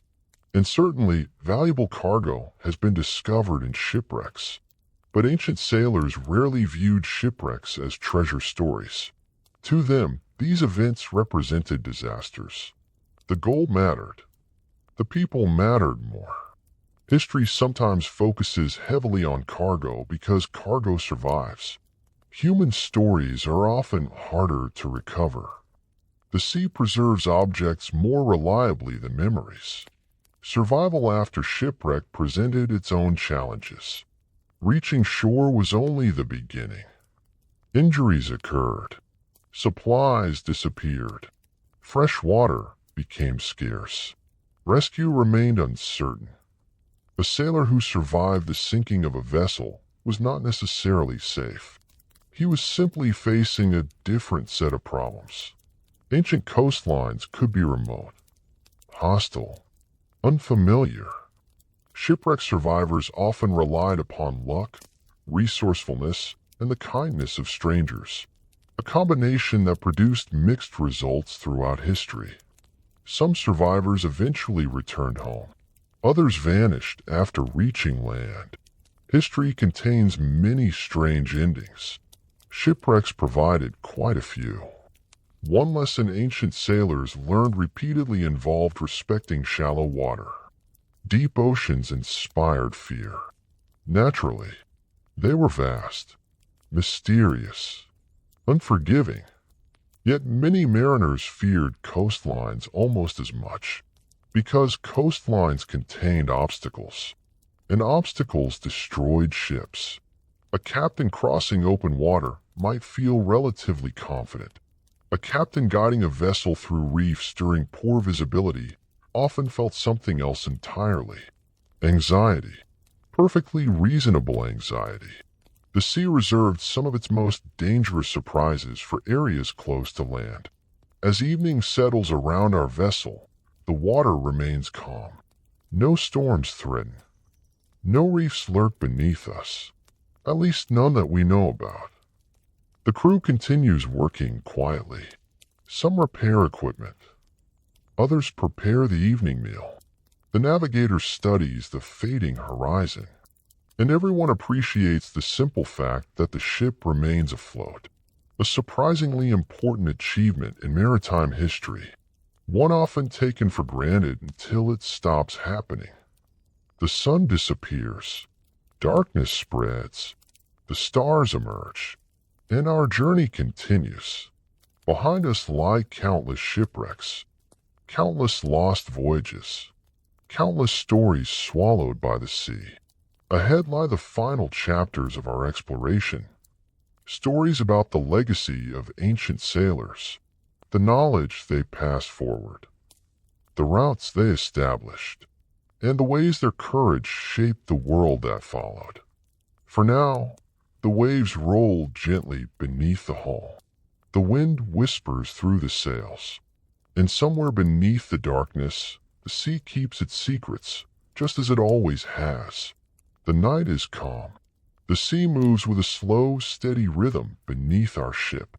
Above us, thousands of stars glitter across the darkness. The crew has settled into their evening routines. A few sailors remain awake on watch. Most are resting. The sails whisper softly in the wind, and for the first time in many chapters, there is no storm approaching. No pirates lurking beyond the horizon. No desperate struggle against the sea.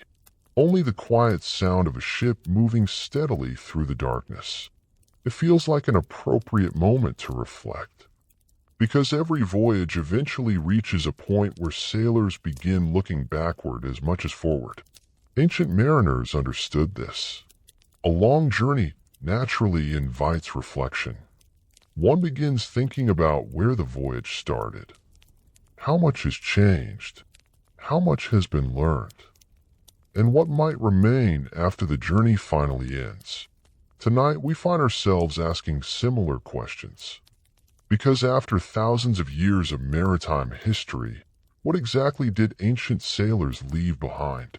The answer is surprisingly simple. They left behind a connected world. Not entirely, not by themselves, but they played a crucial role. Long before airplanes, long before railroads, long before modern shipping networks, ancient sailors were linking distant societies together. They carried goods, ideas, technologies, languages, religious beliefs, stories. The sea became one of humanity's earliest communication networks, and sailors were its operators. Most never realized the significance of their role. They were simply doing their jobs, transporting cargo, following routes, trying not to sink. Yet collectively, their efforts transformed civilizations. History often works this way. Large changes emerge from countless small actions. A merchant completes a voyage. Another merchant follows the same route. A captain discovers a safer harbor. Future captains use that harbor. Knowledge accumulates. Connections grow stronger. Generations pass. The world changes. No single sailor connected continents. Millions of individual decisions accomplish that task together. One of the most important legacies of ancient mariners involved navigation itself. Knowledge rarely survives automatically. It must be preserved, shared, remembered. Ancient sailors passed information from one generation to the next. Routes, landmarks, wind patterns, ocean currents, safe anchorages, dangerous coastlines. This knowledge became a form of inheritance, a valuable inheritance, perhaps more valuable than gold in some situations. Gold cannot help much if your ship is sailing directly toward a reef. Knowledge can. Many ancient navigators never wrote books. Many left no personal records. Yet their experience survived through teaching. An older sailor instructing a younger sailor. A captain sharing lessons with apprentices. A crew discussing past voyages around a harbor fire. Simple conversations carried extraordinary information. Sometimes entire maritime traditions depended upon oral knowledge, and remarkably, much of that knowledge proved accurate. Generation after generation, century after century, the sea itself became a classroom, an unforgiving classroom, but an effective one. Lessons learned there tended to be remembered, particularly because forgetting them could produce immediate consequences. Ancient sailors also helped spread technology. A useful invention appearing in one region often traveled through maritime networks. Ship designs evolved this way. Navigational techniques evolved this way. Trade practices evolved this way. Ideas moved alongside cargo, sometimes more quickly than people realized. A merchant arriving in a foreign port might observe a useful innovation. Months later, that innovation appears somewhere else, then somewhere else again. The process was slow by modern standards, yet remarkably effective. The ancient world was more connected than many people imagine. Not completely connected, but far from isolated. The sea made those connections possible. Consider the enormous trade routes linking the Mediterranean with the Indian Ocean. These routes carried spices, textiles, precious stones, metals, and countless other products. But they also carried information. News traveled. Religious beliefs traveled. Artistic influences traveled. Human curiosity traveled. Civilizations influenced one another constantly, often without realizing it. A person purchasing an imported object might never think about the sailors who transported it. Yet those sailors formed the invisible links connecting distant societies. They were the threads holding together vast networks of exchange. Most received little recognition. History tends to celebrate kings, generals, conquerors. Meanwhile, ordinary sailors quietly changed the world through persistence and repetition. One voyage, then another, until entire civilizations depended upon maritime commerce. The legacy of ancient seafaring extended far beyond economics. It shaped geography as well. Ports expanded into cities.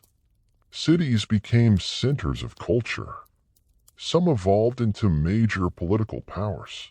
The sea determined where people settled, where wealth accumulated, where opportunities emerged. Entire regions prospered because sailors established reliable routes. Others declined when those routes shifted elsewhere. Maritime history is not merely the story of ships. It is the story of human geography. The story of why certain places flourished. The story of how civilizations interacted. The story of how ideas spread. And behind much of that story stand sailors, usually anonymous, usually overlooked, yet absolutely essential. As midnight approaches, our vessel continues gliding through calm water. The navigator occasionally glances upward. The stars remain where they have always been, patient, reliable. Ancient sailors trusted those stars. Future sailors would trust them too. Even centuries later, many navigational principles remained unchanged. The technology improved. Ships improved. Maps improved. Yet the foundations often remain surprisingly ancient. The sailors of later eras inherited more than routes. They inherited accumulated wisdom. The age of exploration, thousands of years later, did not emerge from nowhere. It rested upon earlier achievements, earlier discoveries, earlier voyages. Every generation built upon the work of those before it. Ancient mariners laid much of that foundation.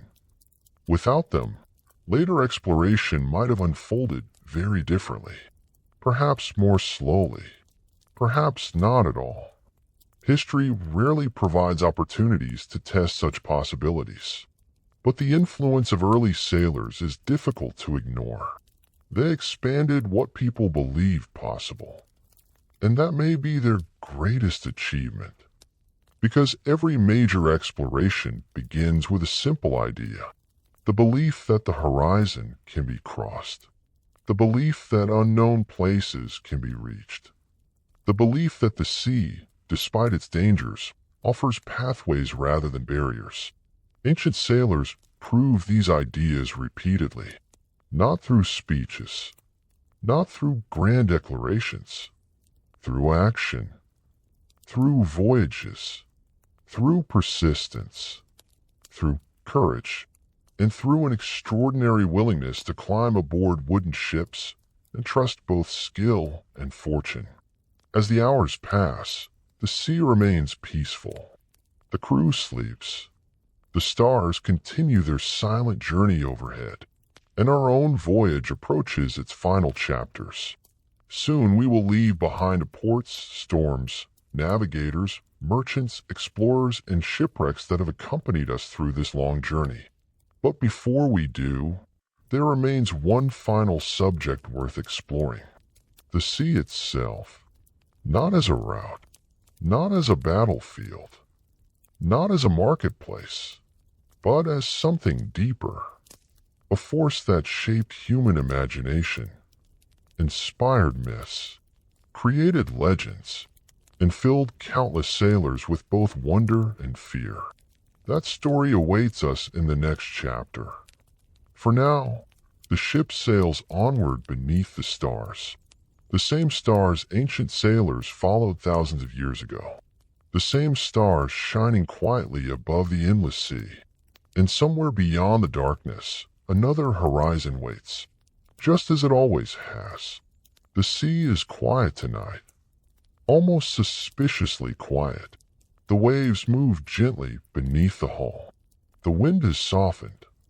Above us, the stars shine with unusual clarity. The ship seems to drift through a world of darkness and silver light. It is easy to understand why ancient sailors became storytellers. Out here, far from land, the imagination has room to wander. Perhaps too much room. Because while sailors were among the most practical people in history, they were also among the most superstitious. This combination may sound contradictory. It really is not. In fact, it makes perfect sense. The sea constantly reminded people how little control they possessed. A captain could prepare carefully. A navigator could calculate skillfully. A crew could work tirelessly. And yet a storm might still appear. A hidden reef might still wait beneath the waves. A sudden illness might still spread through the ship. Ancient sailors lived with uncertainty every day. And uncertainty tends to create superstition. Humans naturally seek explanations. When explanations are unavailable, imagination often volunteers its services. The sea provided countless opportunities for imagination. especially at night. Imagine standing watch sometime after midnight. The rest of the crew sleeps. The sea stretches endlessly into darkness. Clouds drift across the stars. Strange sound emerge from the water. Occasional flashes appear on the horizon. Perhaps they have ordinary explanations. Perhaps they do not. Either way, your mind begins working. Stories begin forming. And before long, sailors start discussing things that may or may not exist. History contains many examples. Ancient civilizations filled the oceans with creatures both fascinating and terrifying. Some of these creatures were inspired by real animals. Others appear to have been inspired by sailors spending far too much time staring into fog. The Greeks told stories about terrifying beings inhabiting dangerous waters. One of the most famous was the legendary creature known as Scylla. According to myth, Scylla lurked near narrow straits, threatening ships that passed too closely. Nearby waited another danger, Charybdis, often described as a monstrous whirlpool capable of swallowing entire vessels. To modern readers, these stories sound fantastical. Yet they may reflect real navigational hazards. Dangerous currents, treacherous rocks, powerful whirlpools. Ancient sailors transformed these threats into memorable stories. A practical warning wrapped inside mythology. An effective teaching tool. People remember monsters. People sometimes forget navigation instructions. The Phoenicians, Egyptians, Greeks, Romans, and countless other maritime cultures developed similar traditions. The sea was mysterious. Therefore, it attracted myths. And myths help people explain the unknown. Not all maritime beliefs involved monsters. Many focused on luck. Sailors developed elaborate systems of signs and omens. Certain events were considered favorable. Others were considered deeply troubling. A particular bird might be interpreted as a good sign. Another might suggest danger. Unusual weather patterns attracted attention. Unexpected animal behavior attracted attention. Almost anything unusual attracted attention. Because unusual things occurring at sea felt significant. Sometimes they were. Often they were not. The distinction did not always matter. Belief itself influenced behavior. A crew convinced that good fortune accompanied them often worked with greater confidence. A crew convinced disaster was approaching might interpret every minor problem as confirmation. Psychology has always traveled aboard ships. Ancient sailors simply described it differently. One particularly widespread belief involved the sea gods. Many maritime cultures worship powerful deities associated with oceans and storms. The Greeks honored Poseidon. The Romans worshipped Neptune. Other civilizations developed their own maritime traditions. These gods represented both protection and danger. Sailors prayed for favorable winds, safe voyages, successful returns. Offerings were made, rituals performed, ceremonies observed. Not because sailors lacked practical skills, because practical skills could only accomplish so much. The rest seemed to belong to larger forces.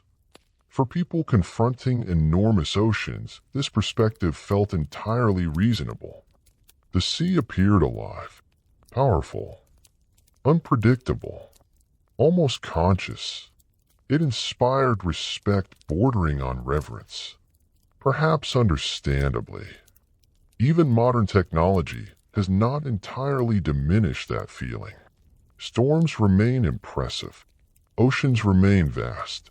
Human beings remain relatively small. Some ancient superstitions appear surprisingly familiar. Many sailors believed certain actions brought bad luck. Whistling aboard ships sometimes carried negative associations. Specific words were avoided. Particular behaviors discouraged. Every crew possessed traditions, and traditions often accumulated over generations. Nobody remembered exactly how some customs began, yet people continued following them. Because breaking tradition seemed risky, and risk already existed in abundance. Why create additional opportunities for misfortune? A practical philosophy, in its own peculiar way. Nighttime frequently inspired the strangest stories. Visibility decreases. Shapes become uncertain. Distance becomes difficult to judge. Under such conditions, ordinary objects can appear extraordinary. A floating log becomes something else. A distant light becomes something mysterious. A wave becomes a monster. The human brain excels at finding patterns. Sometimes it finds patterns that are actually there. Sometimes it becomes overly enthusiastic. Ancient sailors experienced both possibilities. Reports of sea monsters often emerged under precisely these circumstances. A glimpse, a shadow, an unusual movement, then a story, then repetition, then embellishment. Eventually the creature becomes legendary. History contains many examples of this process. To be fair, sailors occasionally encountered genuinely unfamiliar animals. The ancient world lacked modern biological knowledge. A whale appearing unexpectedly could seem astonishing. Large squids certainly inspired attention. Even dolphins, viewed under unusual conditions, might appear mysterious. The sea contains extraordinary creatures. It always has. Ancient mariners witnessed many of them without fully understanding what they were seeing. Their interpretations reflected the knowledge available at the time, which is another way of saying they did their best, just as people always do. One particularly fascinating phenomenon involved mysterious lights at sea. Long before electric illumination, any unusual light attracted notice. Ancient sailors sometimes reported strange glows around ships, lights dancing above masts, illuminated waves, flashes in storms. Many of these observations likely involved natural phenomena, electrical activity, bioluminescent organisms, atmospheric effects. Yet without scientific explanations, such sights felt supernatural. Imagine watching blue light shimmer across dark water in the middle of the night. Even today it appears magical.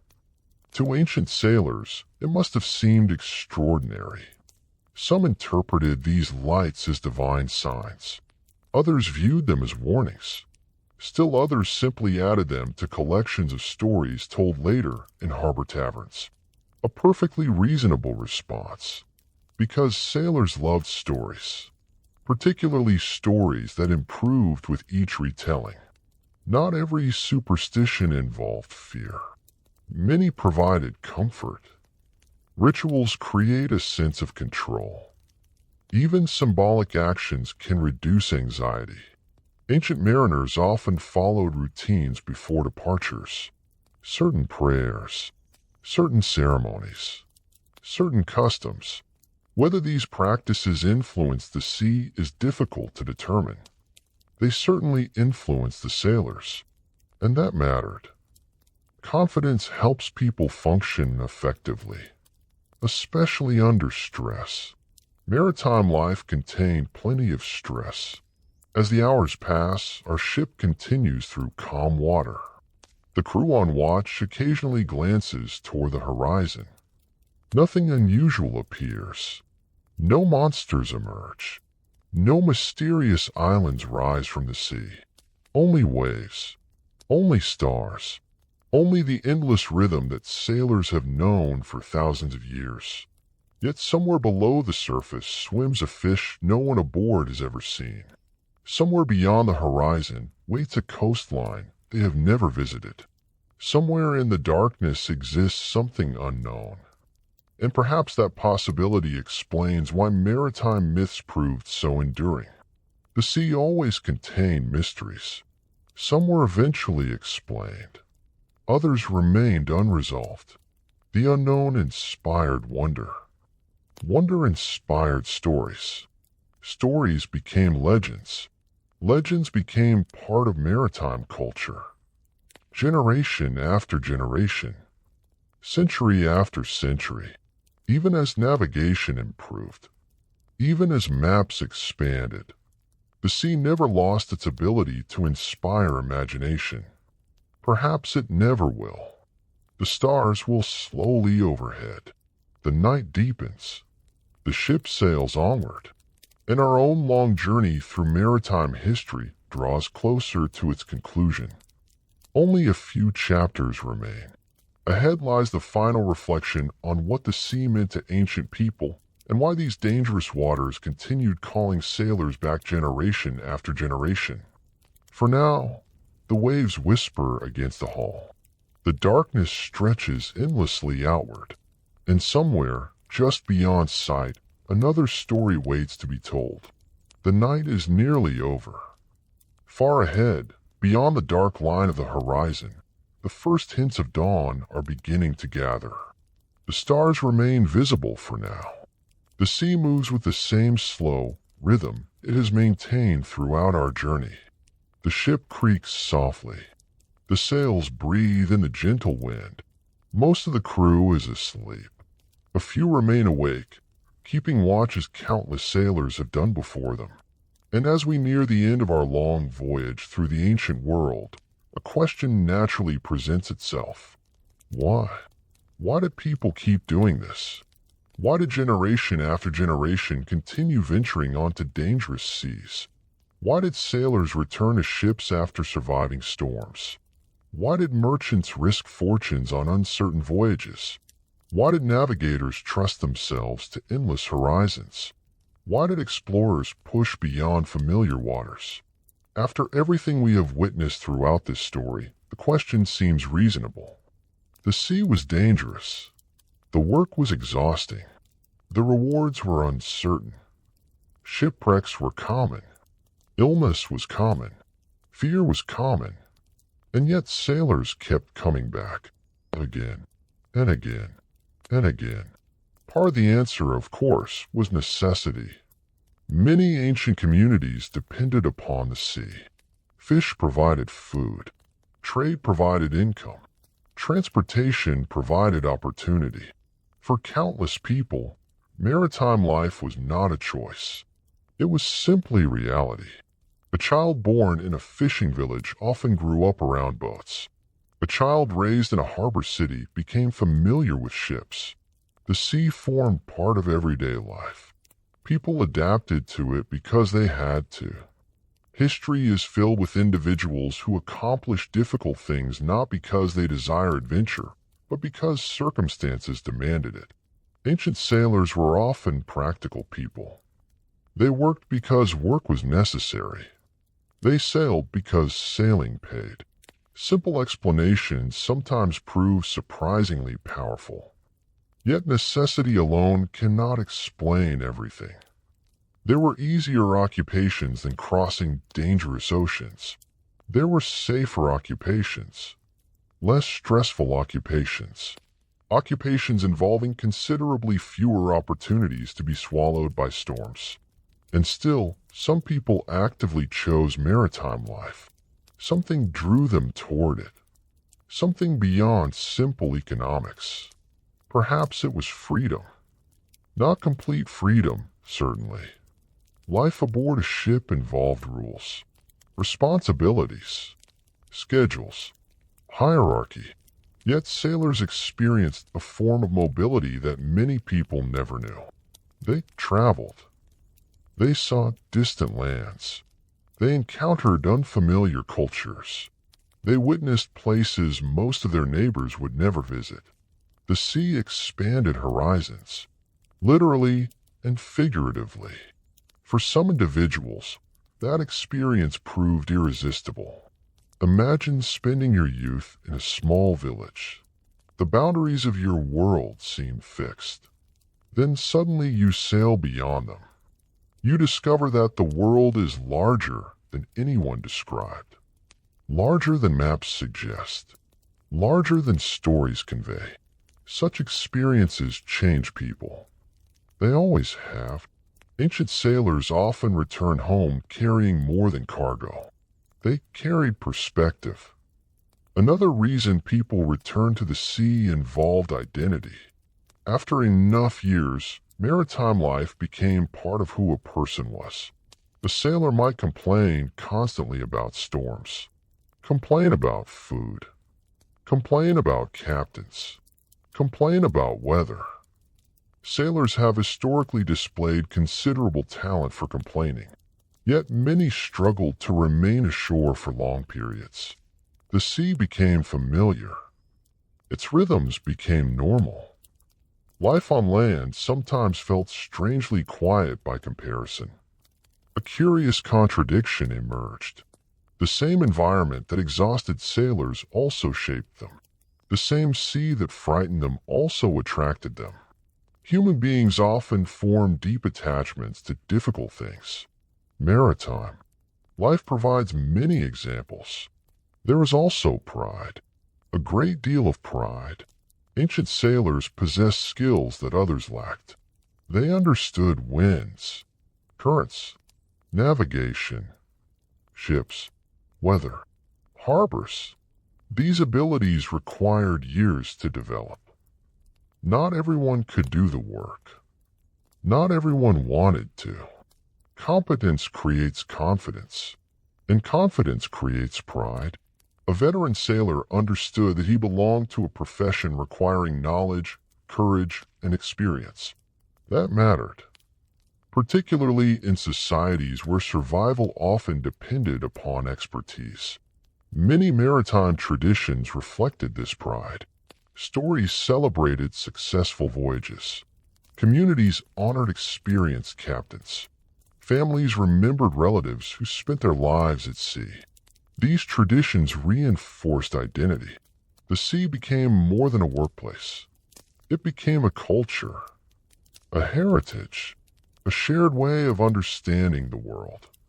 Ancient societies viewed the sea in fascinating ways. Some regarded it as a source of wealth. Others saw it as a source of danger. Most viewed it as both simultaneously. The ocean represented opportunity and risk, abundance and hardship, connection and separation. Contradictions existed everywhere. A merchant might grow rich through maritime trade. Another might lose everything. A sailor might return home safely dozens of times, then disappear during a routine voyage. The sea rarely guaranteed outcomes. It merely offered possibilities. People accepted this uncertainty because the rewards remained significant. Not always financial rewards. Sometimes emotional rewards. Curiosity played a role as well. Human beings possess an extraordinary desire to explore, to discover, to understand. Ancient sailors embodied this impulse. Every horizon suggested questions. Every distant coastline suggested possibilities. Every voyage offered something new. Even experienced mariners encountered surprises. Different weather, different ports, different people. The sea constantly changed, and perhaps that constant change helped sustain interest. No two voyages were identical. No 2 years were identical. Life remained unpredictable, sometimes dangerously unpredictable, yet undeniably interesting. As dawn slowly approaches, the navigator stands quietly near the bow. He watches the eastern horizon brighten. Perhaps he has seen this sight thousands of times, yet it never becomes entirely ordinary. Sunrise at sea possesses a unique quality. The world seems vast. The possibilities seem endless. Ancient sailors experienced these moments repeatedly. Moments when the ocean appeared beautiful enough to justify every hardship. Moments when fear gave way to wonder. moments when people remembered why they sailed. The sea inspired awe is difficult to describe. It exists somewhere between admiration and humility, a recognition of something larger than oneself. Ancient mariners understood this feeling intimately. They spent their lives confronting forces beyond human control. Storms, winds, currents, distance, time. The ocean reminded people of their limitations, yet it also revealed their capabilities. After all, fragile wooden ships crossed enormous distances. Ordinary people achieved extraordinary journeys. Civilizations connected across vast waters. The sea challenged humanity. Humanity responded. Neither side ever fully won. The relationship continues even today. As sunlight finally begins spreading across the water, our ship emerges from darkness. The crew awakens gradually. Another day begins. Another chapter approaches, and our own long journey nears its conclusion. Behind us lie thousands of years of maritime history. Storms, trade routes, explorers, merchants, navigators, shipwrecks, legends, everything that made ancient seafaring one of the most remarkable chapters in human history. Ahead remains only the final reflection, a last quiet voyage across calm water, a chance to look back one final time at the sailors who crossed dangerous seas and helped shape the world we know today.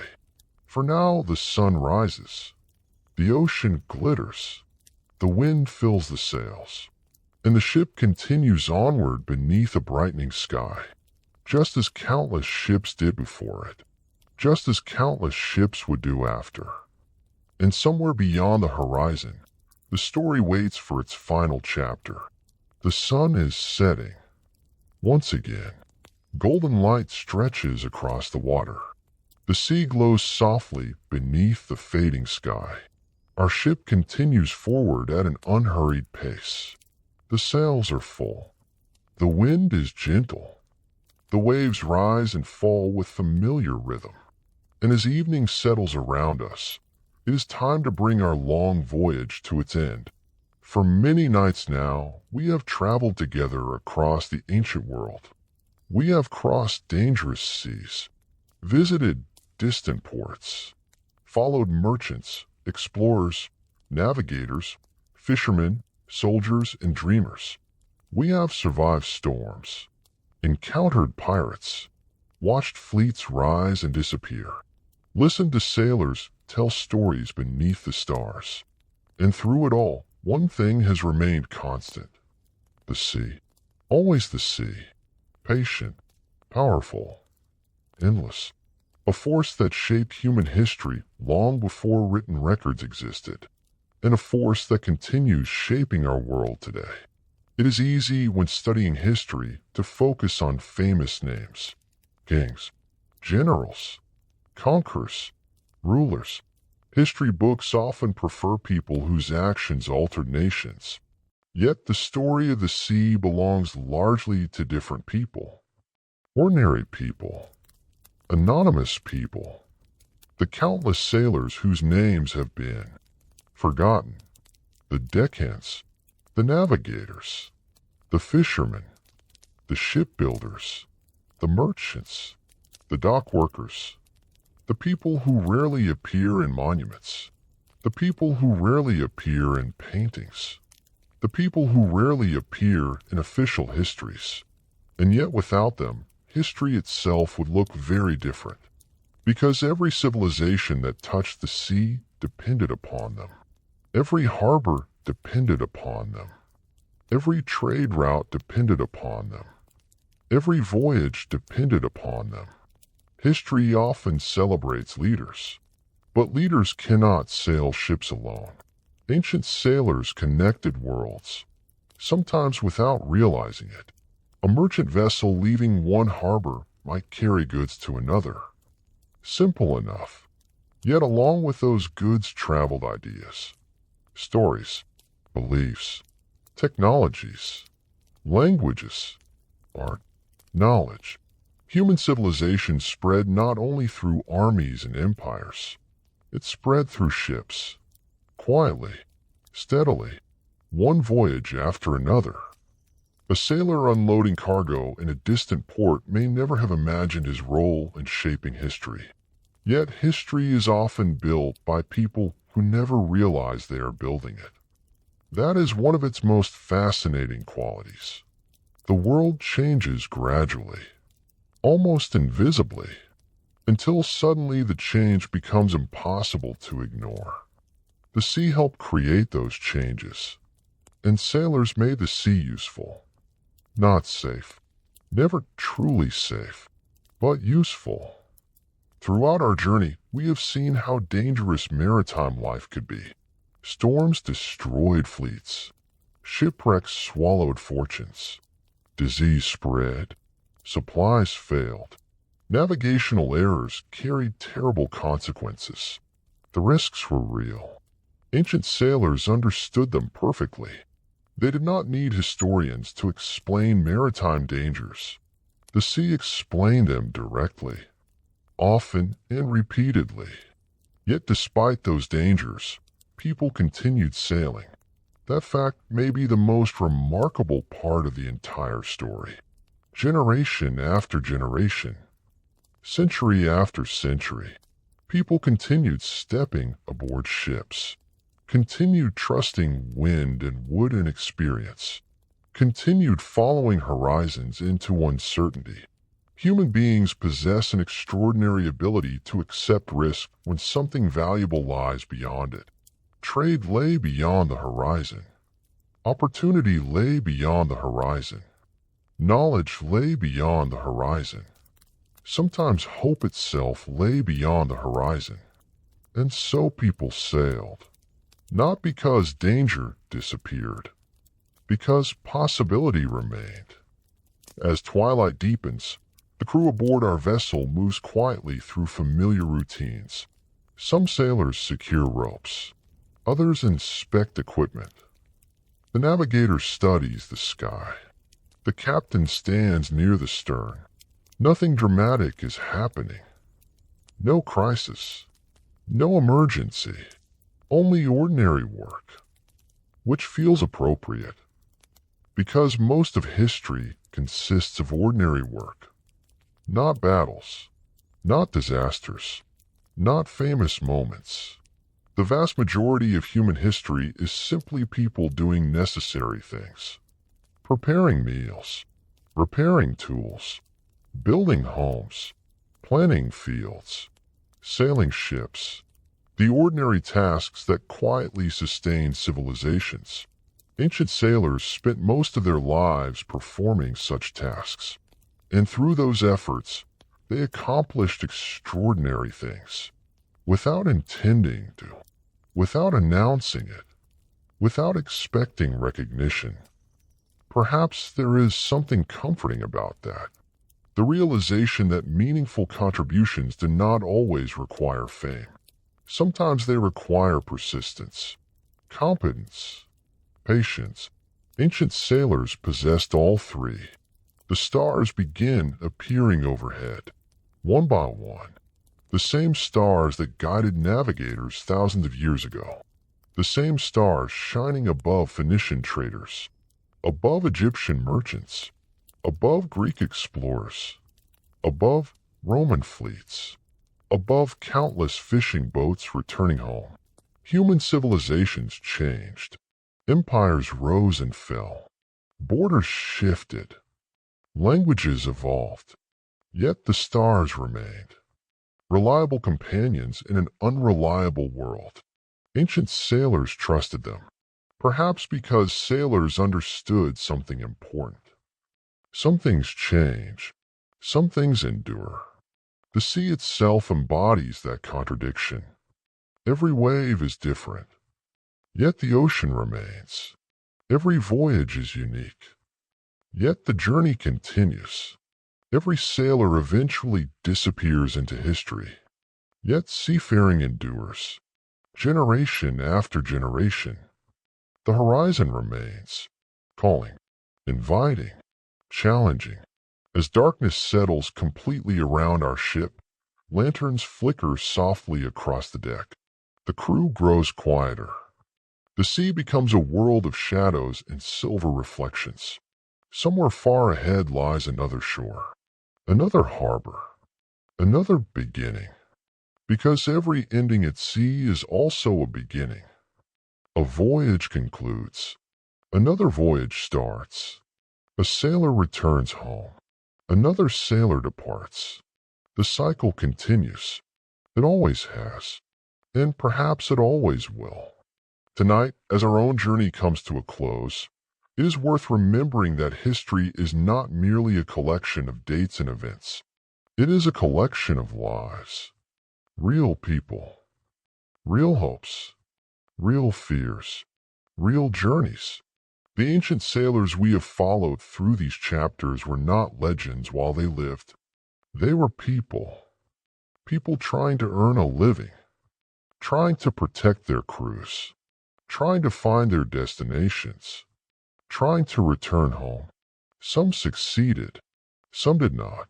Yet all became part of the same larger story. A story stretching across oceans and centuries. A story of courage, of curiosity, of resilience, and humanity's endless desire to see what lies beyond the next horizon. The wind softens. The sea grows calmer. Still, the ship continues gliding forward through the darkness. No rush. No destination that must be reached immediately. Only the steady movement of water beneath the hull, the quiet creaking of wood, the distant whisper of sails, and above it all the stars. Ancient sailors often ended their days beneath such skies, watching constellations drift slowly overhead, listening to waves, thinking about home, thinking about tomorrow, thinking about journeys already completed and journeys still to come. Perhaps we can leave them there, resting beneath the stars, their work finished for the day, their ship carrying them gently onward, the sea stretching endlessly around them, the horizon hidden in darkness, waiting patiently for the dawn. And so, as our voyage finally ends, we leave the ancient world much as we found it, a ship upon the water, a crew beneath the sky, the endless sea surrounding them, and somewhere beyond the horizon, another story waiting to begin. Good night, and may the waters remain calm beneath your sails.